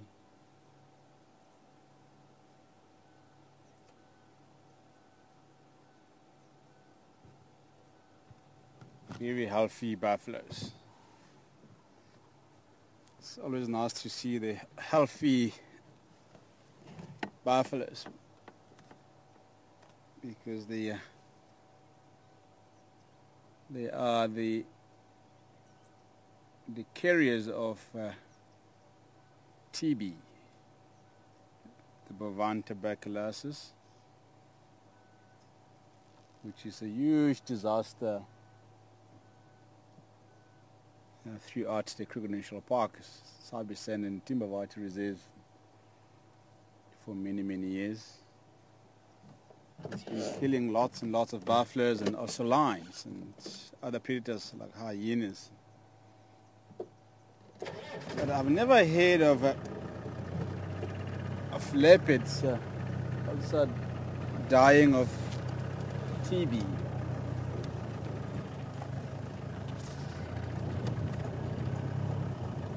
Maybe they do get the disease, that they don't show the symptoms, which is very possible, like the hyenas, and hardly show the symptoms of bovine tuberculosis. And then in the Kruger National Park there was a hyena that was darted, and the blood samples that was taken, and they found that that particular hyena had TB.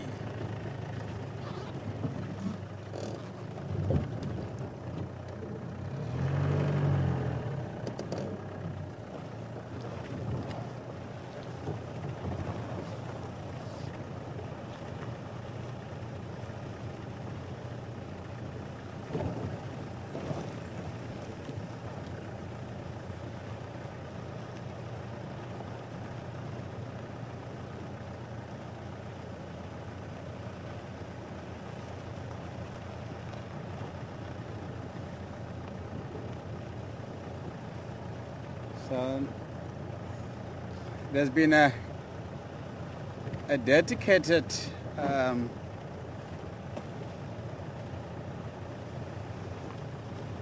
research about TB in the Kruger National Park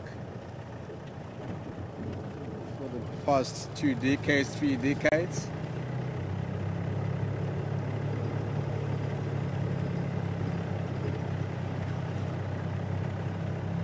And they've been trying all the best levels to prevent the disease and from spreading all over the Greater Kruger National Park.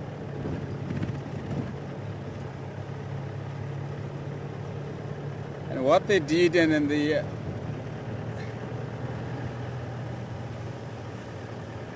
they have dotted the individual buffalo bulls, because buffalo bulls tend to travel between different herds, and it's very easy for one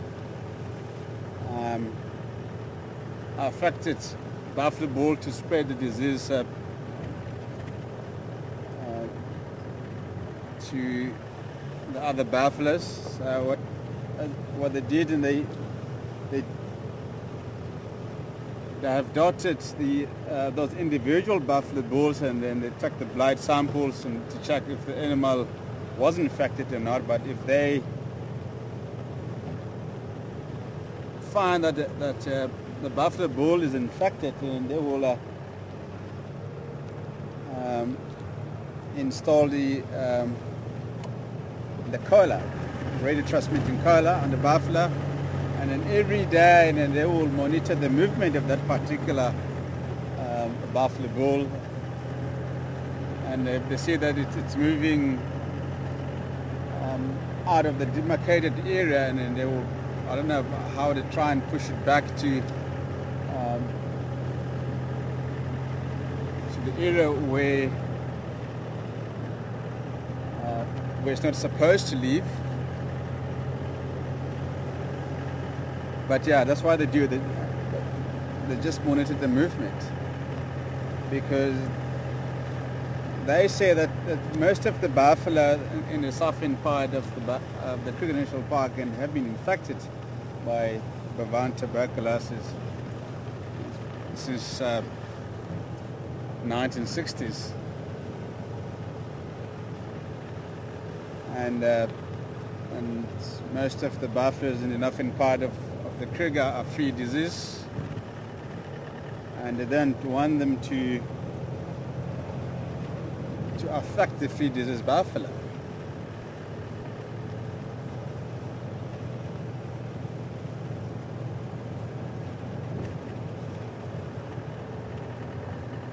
And when I was in the Kruger National Park, I was also very fortunate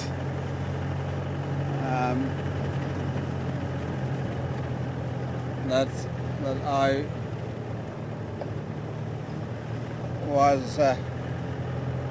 was invited to go and see how they locate the buffaloes and darted them, take the blood samples and take it to the vets services in the Kruger National Park, and to go through the whole process of blood test and everything. It's a very interesting program, really.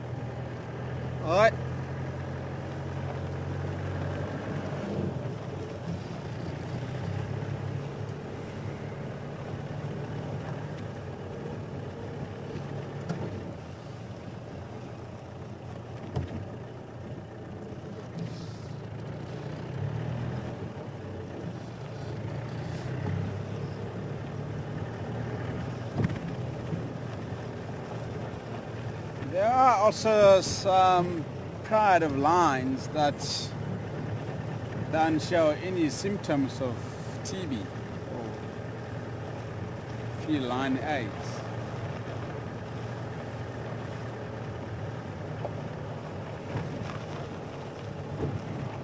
So the lines hunt successfully and eat very, very well, and it takes several years for the symptoms to show.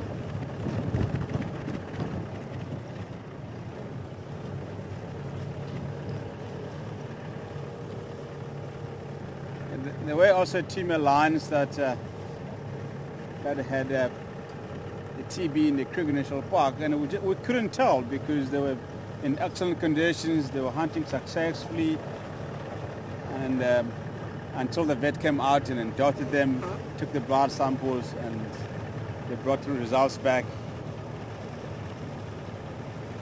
That's the way infected.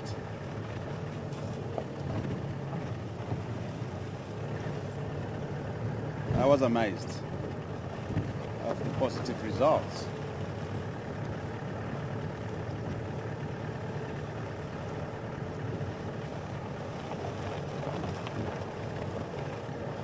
But if the lions don't hunt successfully, and then the symptoms will show up very quickly.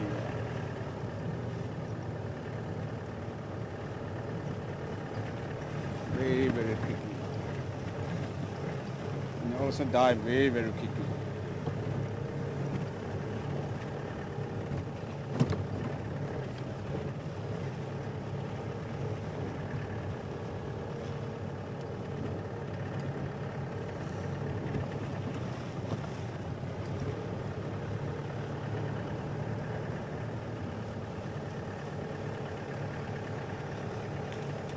And before the diseases were established, and then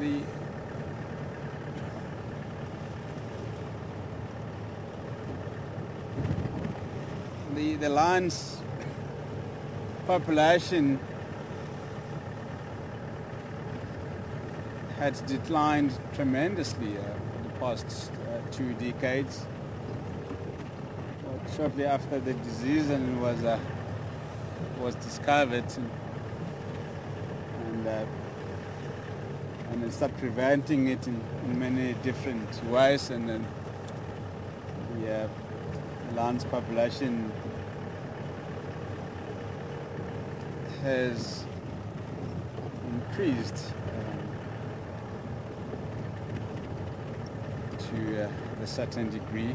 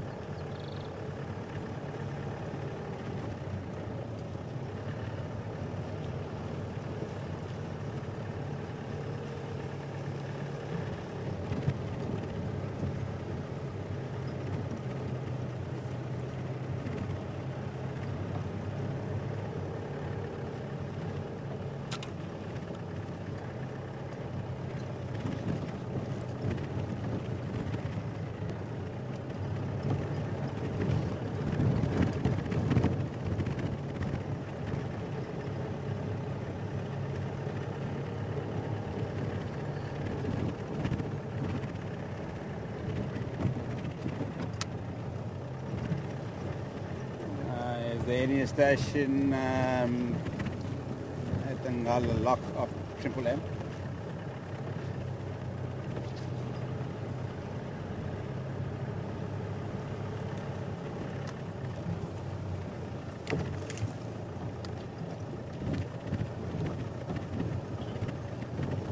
Henry, are you from coming?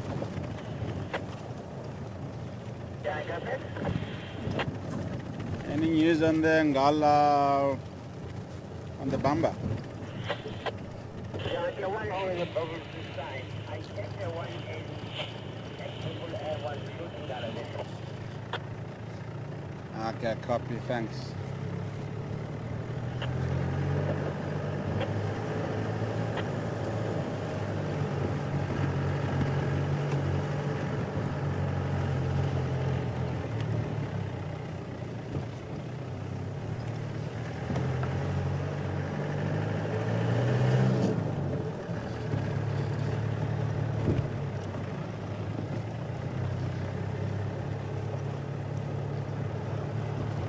Yeah, still no sign of the lines on the buffalo keel.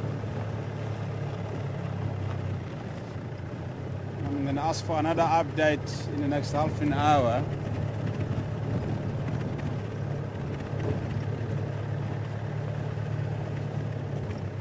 So it's worthless going there now.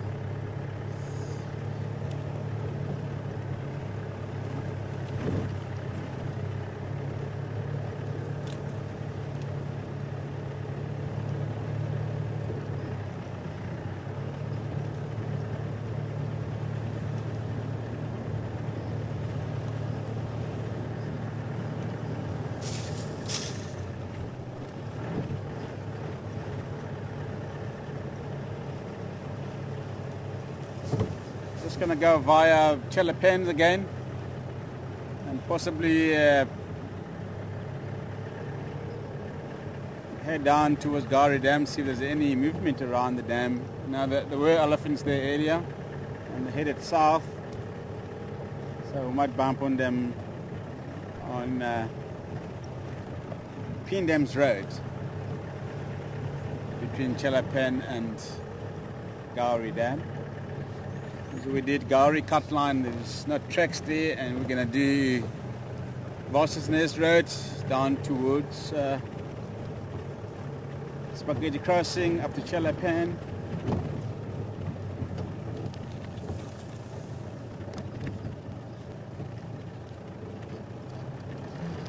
The hyenas have also been disappeared in all of a sudden.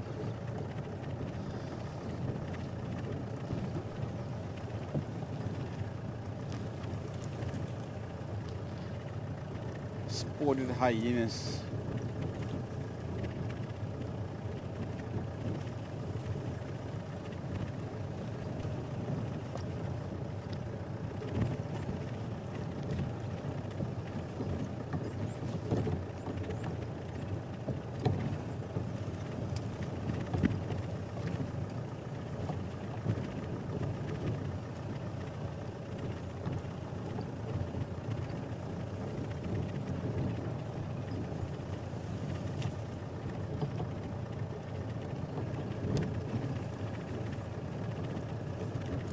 The hyenas and lions are the super predators.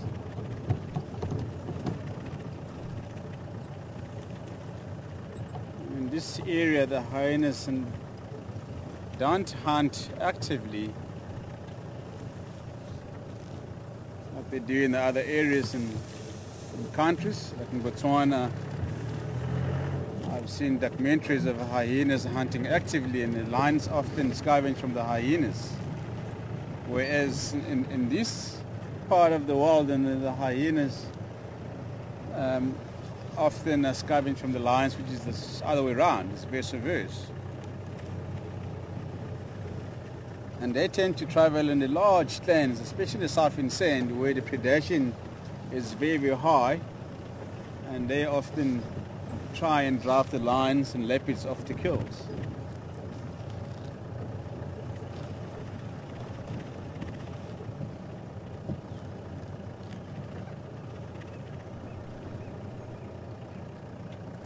Vulture in the tree, yeah. It was sitting on an old giraffe carcass. Now you can see it nicely, the sun, the glare of the sun into our eyes. We're going to bypass that. Sorry about that, folks.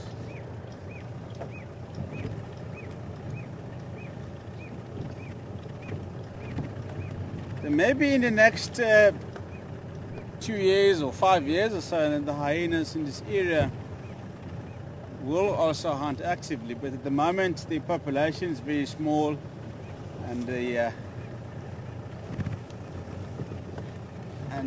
our resident clan of hyenas, it's about 9 individuals or 10 individuals. I'm not really sure at the moment, because Flippy here has given birth to the cubs, which we haven't seen yet, and since she has been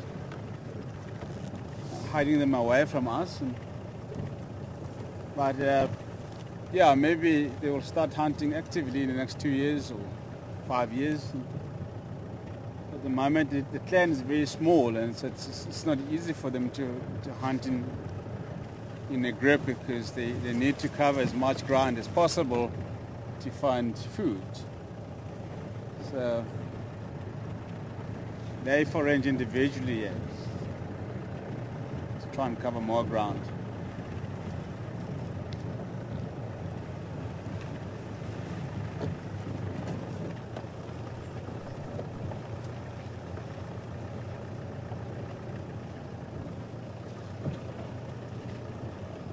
With the hyenas clan can get as big as 30 individuals in the clan. 30. So can you imagine 30 hyenas versus 4 or 5 lionesses?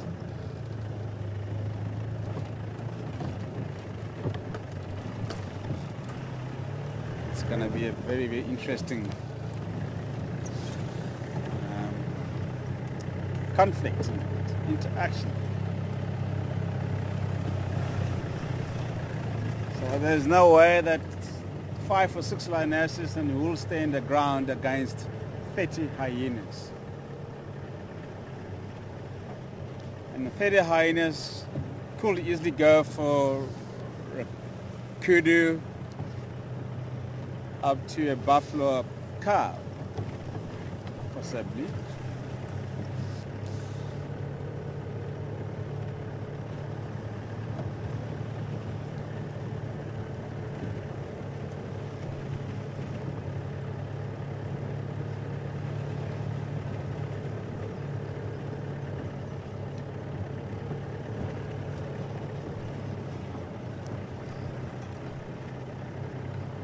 That's why the wild dogs hunt successfully,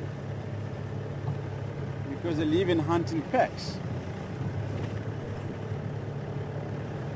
And again, they run in a relay. So one individual will run for a few miles and will slow down, and the other one takes over. So they go like that until they bring down the prey. And interestingly about the wild ducks is because they never give up easily, and again they have an incredibly good stamina. So they can run after an impala or an antelope and for miles and miles until it gets exhausted.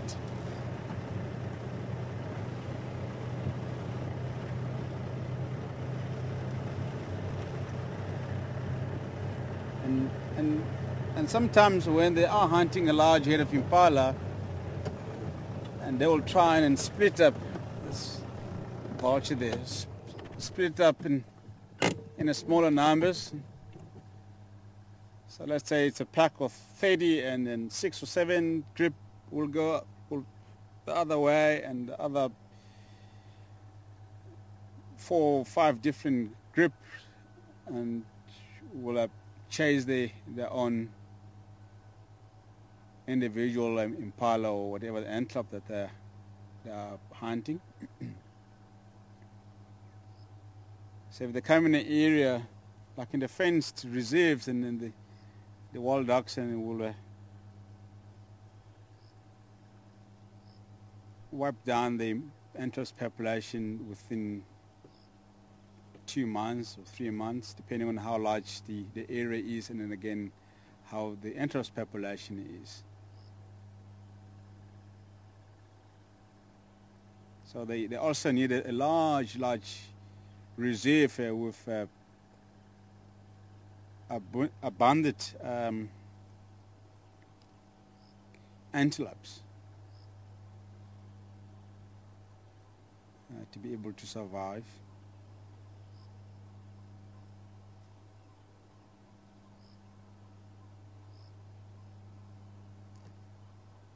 White-backed vulture sitting and exploring the surroundings.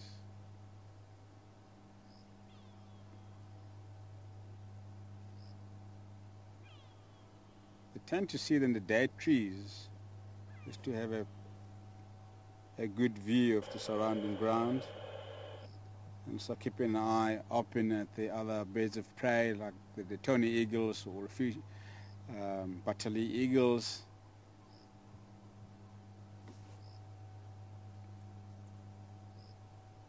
If they do spot something, and they will descend, and the vultures will also go there to investigate if there is a carcass or a kill.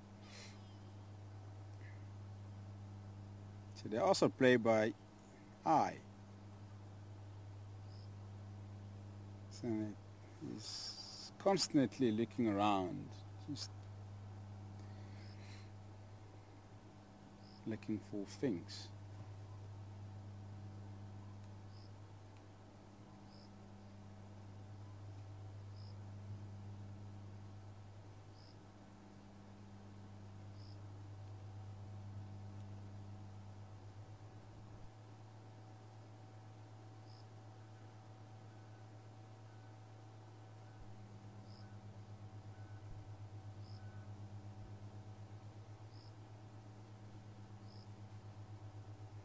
Volto, yeah. What do you call a vulture in French, sir? Vautour. Vautour. Yeah. Vautour. How do you spell it? V-A-U-T-O-U-R. Vautour. Vautour. Vautour. There is a R at the end. With the Vautour. R at the end. Yeah, Vautour. Vautour.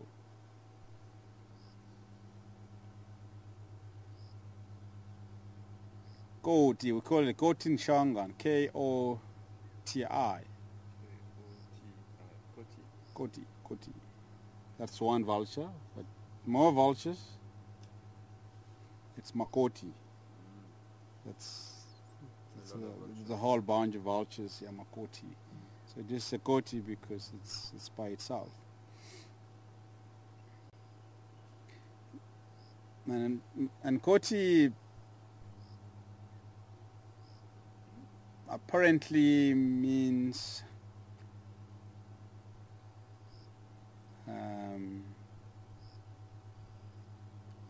someone with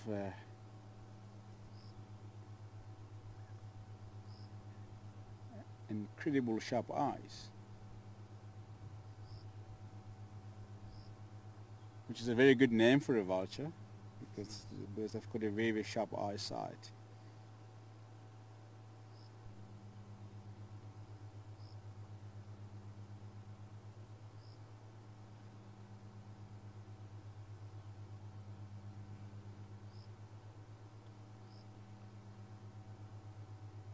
And the vulture is sitting in a very tall dead tree, and then might be able to see what is happening about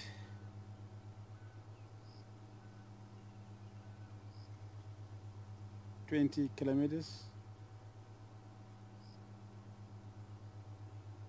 or 15 kilometers, I would say. If it's nice and clear and it's not many trees around, but yeah, I'm sure the vulture can be able to see that far. But if they are in the air, then it's a different story.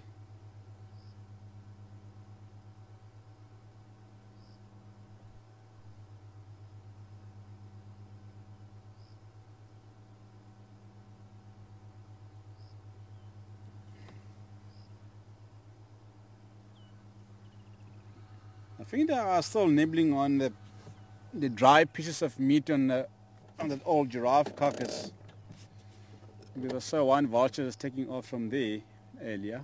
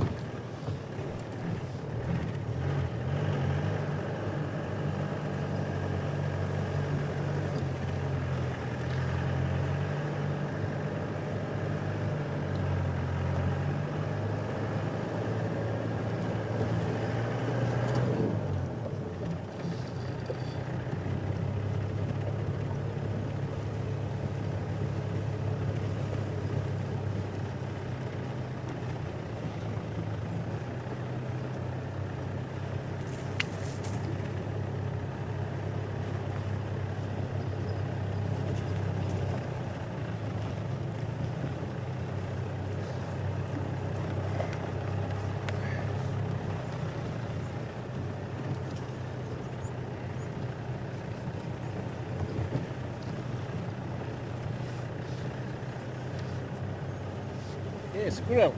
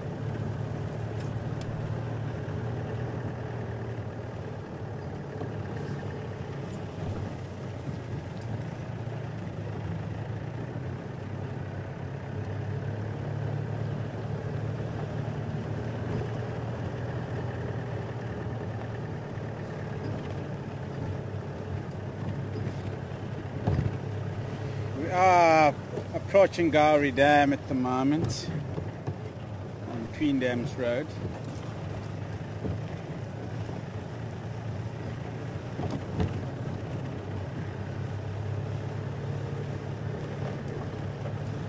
Now Joy on the elephant.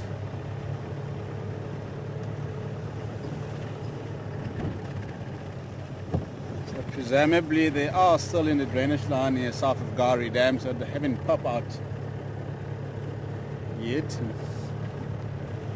We haven't seen the tracks coming out of the block as we did a loop around a small block south of Gowrie Dam.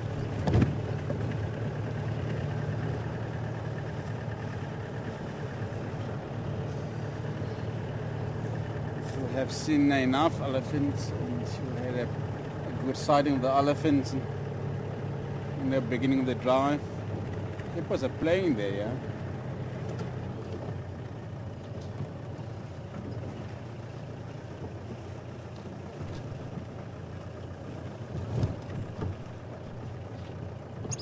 They looked like they were almost kissing each other.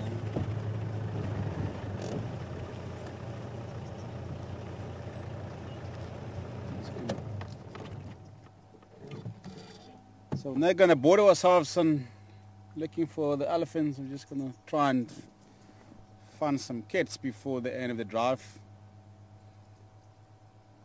Let's see, young hippo there. Possibly Bob. It's one of our character, Bob.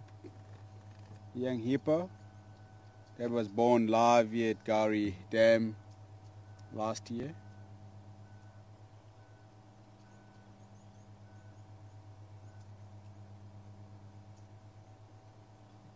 And there was also another hippo baby that was born a month or two after Bob was born. I think the other one born at Brunswick Dam, if I'm not mistaken.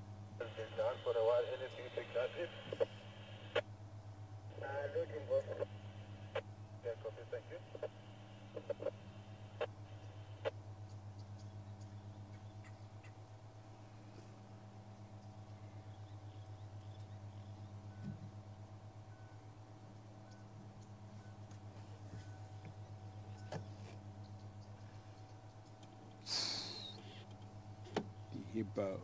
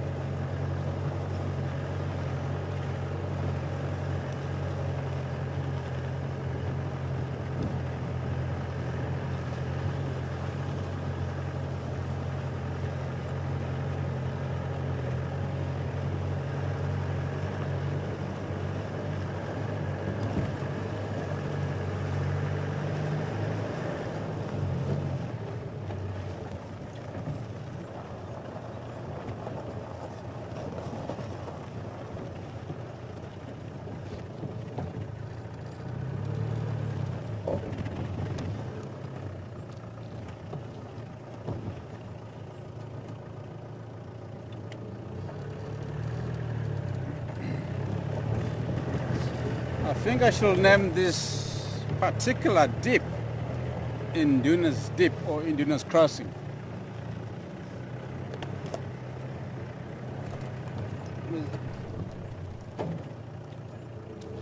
I have found Induna just lying up in the dip there below the dam wall many times.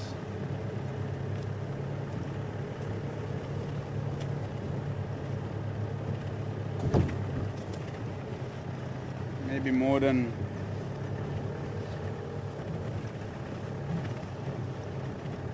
more than 6 or 7 times that I had found Induna lying up in that dip.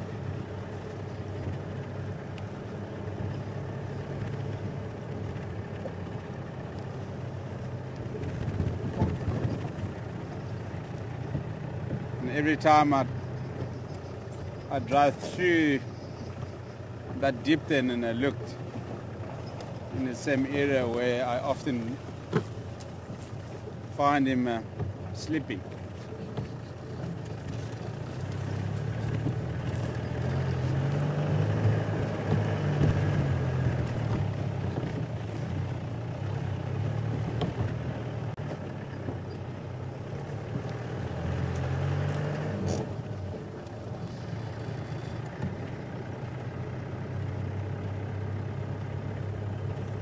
Leopards and lions have a specific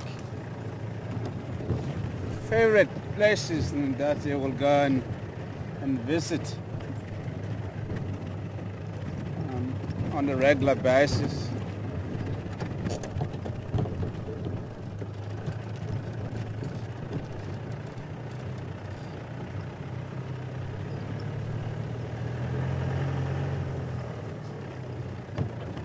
And if you find the tracks and heading in a certain direction, and you know exactly where to go and look for them, if you didn't find them there, and you find the tracks going further, then you know where next to go and look until you find them. Some people don't even bother following the tracks if they know their specific favorite sports, where they'll go and lie down or drink or play or anything like that.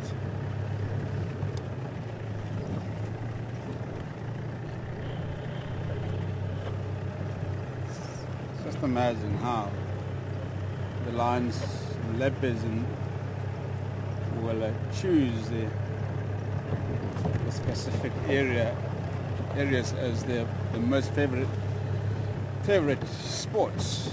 Like gorilla, I know pretty much where she likes to host the food, lie down, favorite hunting grounds.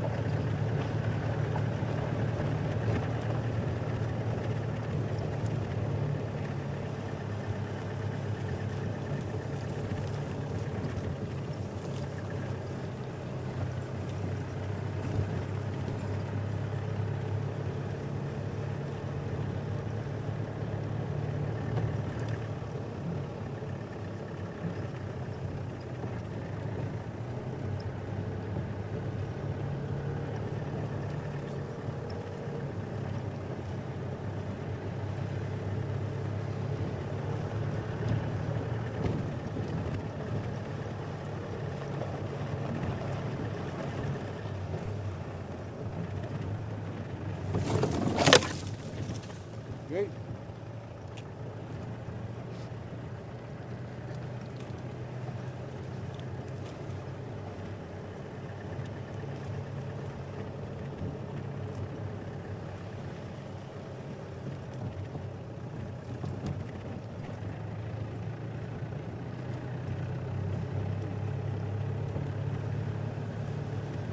There's still no word from the lions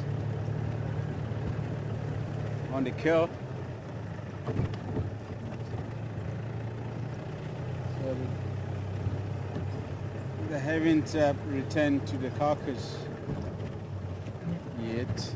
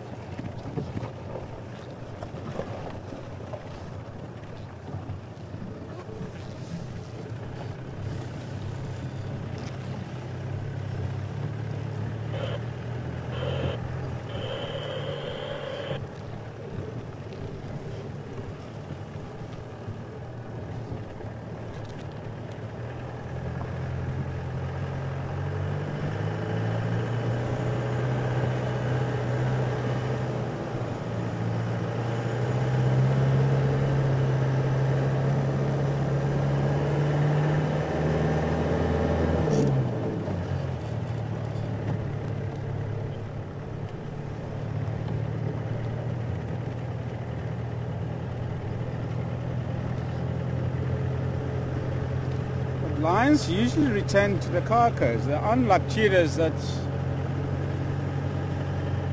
will never return to the carcass, and once the cheetah has the carcass, will come back. Especially if it has been disturbed by humans or the other animals, will never come back to the carcass. Okay. And lions, then you can chase them off the carcass and they'll come back again. So they'll run short distance and stop and look back and come back to the carcass again.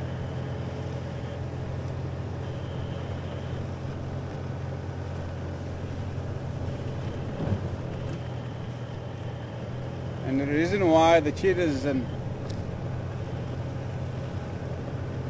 don't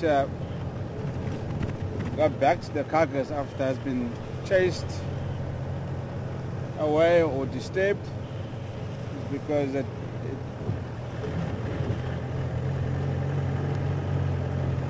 often killed by the other predators such as hyenas, leopards and lions.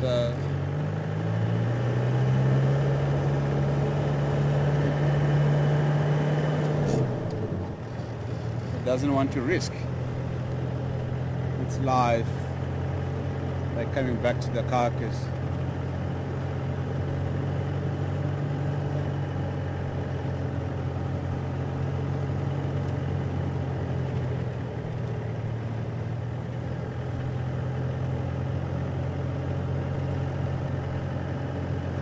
Leopard will also sneak back after they've been chased away by hyenas or lions. They will try and stick around in the vicinity and try and get a piece of meat. So they can be brave sometimes. I've seen them in Duna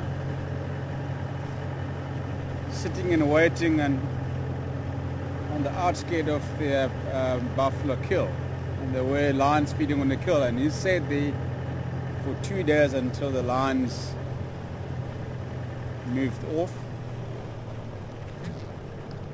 and went and finished off the remains.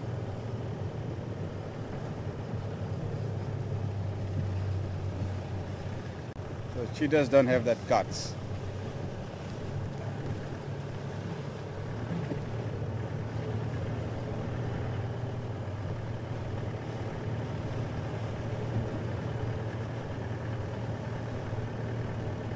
Leopards will also try and fight back to the hyenas.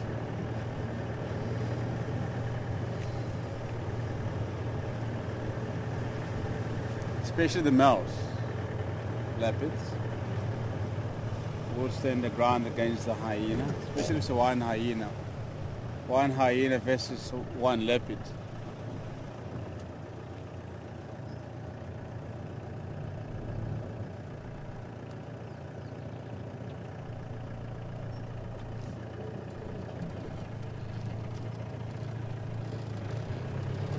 I saw the cutie running across the road in the distance. So I was just trying to see if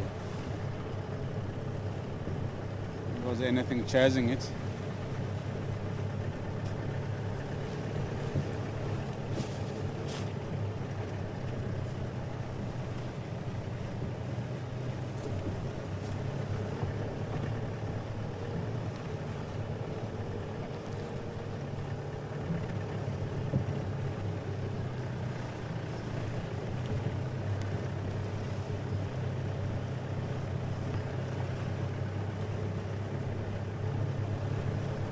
Brian, good afternoon to you. Brian is inquiring if there is any chance we can see the dung beetle today. No, Brian. Dung beetles haven't been active for a while now.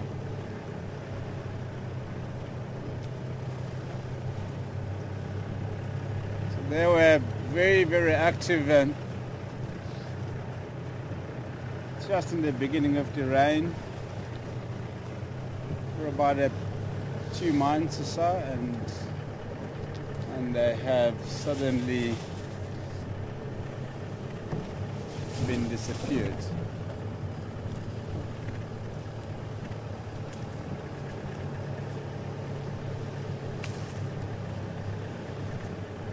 I don't see them flying around. I don't see them sitting on the elephant's dung or buffalo dung or rhino dung making the balls. And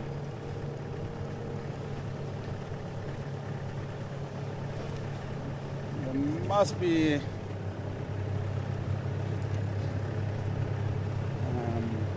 having babies by now.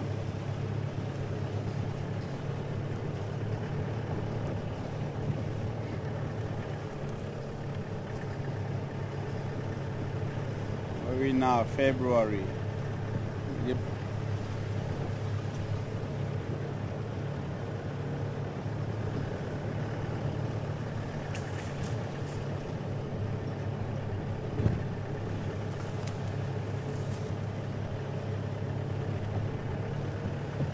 So usually the dung beetles are active for a very short space of time and then lay the eggs and they die. But I'll try and find out exactly what it is and what species that dies after laying eggs.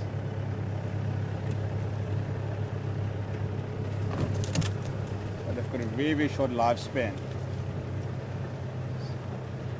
They just reproduce and die. Vietella access road.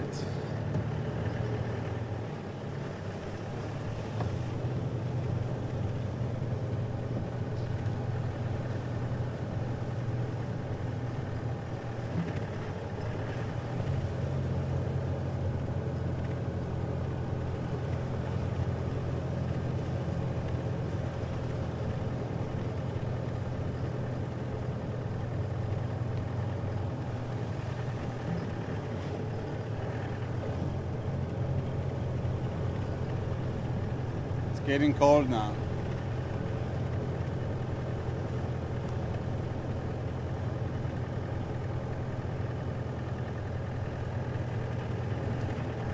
It was also quite cold around 7ish this morning.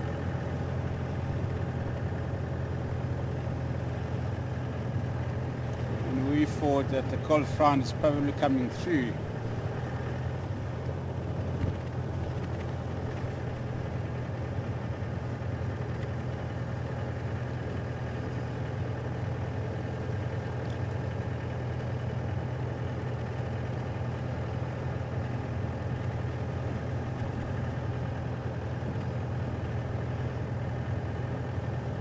It might be coming through. Could also be the sign of a very cold winter this year.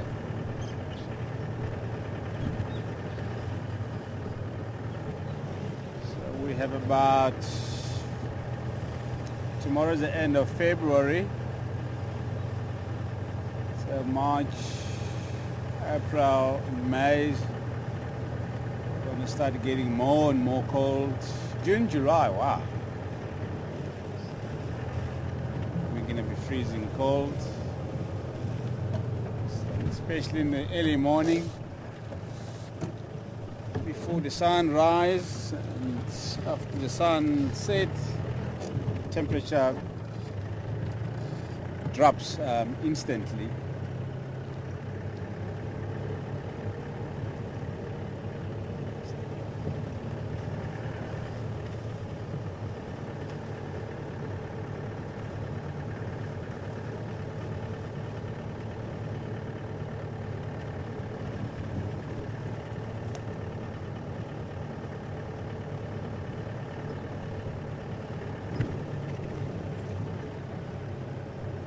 Can you imagine going on the game drive in winters.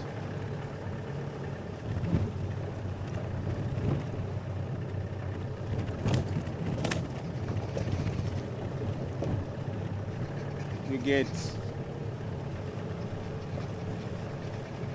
your jaws locked from the cold and you can hardly pronounce words properly.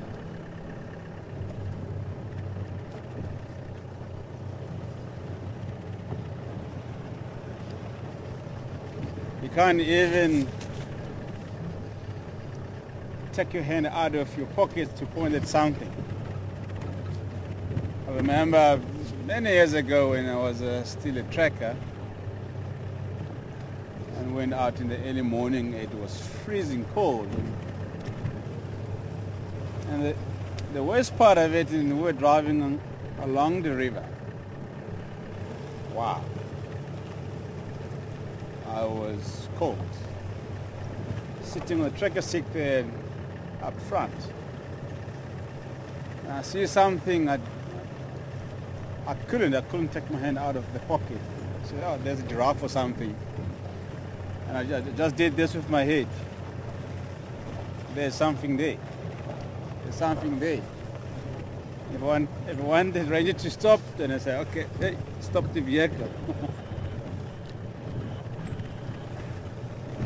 So yeah, I mean, in some winters they get extremely cold.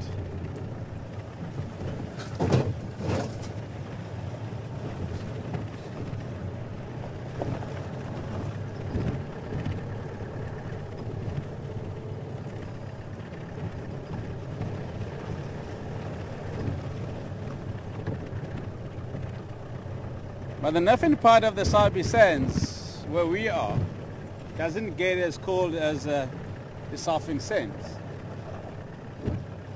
Because they have a sand river there that flows all year round. And the lodges are situated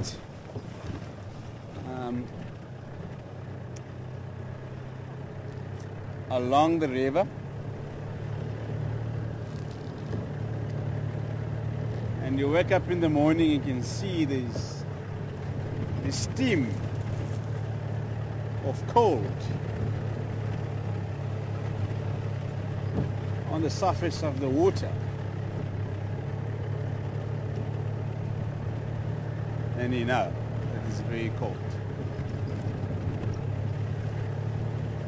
You can stop and for a coffee break and it wouldn't work.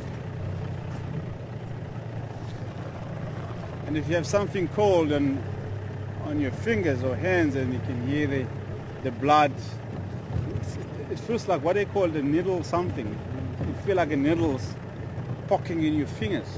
That's how it feels like. And there is a word for it, but I forgot it. Yeah, but you know what I mean when you're very, very cold, your body is frozen from the cold.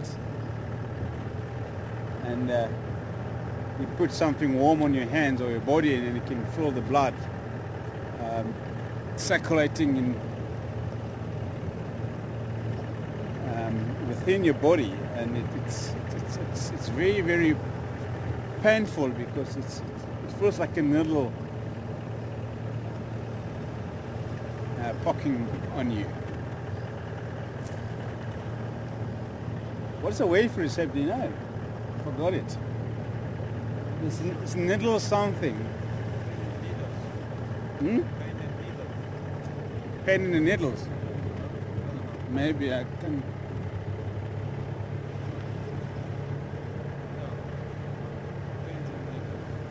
Pin in the needles. That's right. Yeah. Here we go. Pin. Yeah. What is the word? And it's very sore.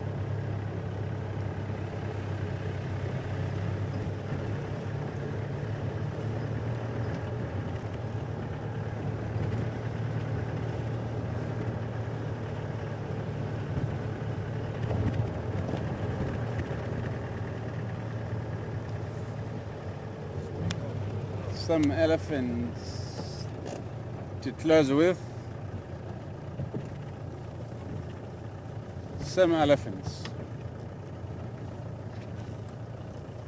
And they're walking towards us.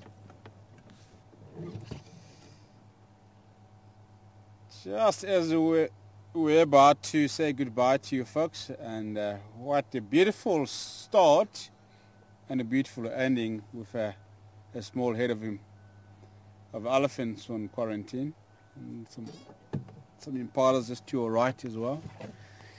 And in the meantime, I'm just going to jump off and say goodbye just before the elephants get too close to vehicles, because I won't be able to climb out of the vehicle to say goodbye. And yeah, it has been a wonderful afternoon. Unfortunately, there is no activities on the Buffalo Kill, so we'll try that tomorrow morning. But Mark is driving in the morning, but I'm sure then he will make his way to that area. And as I said, and good start, good ending with the elephants. We cover a considerable distance this afternoon. We didn't find much, but it was nice to be out there, and it was around the track up on Chidakatlan, and yeah, so we'll see how it goes in the morning. You've been watching Wildlife Safari. My name is Patrick. Seb has been behind the camera. Craig back in final control, and have a good day. We'll see you in the morning. Bye for now.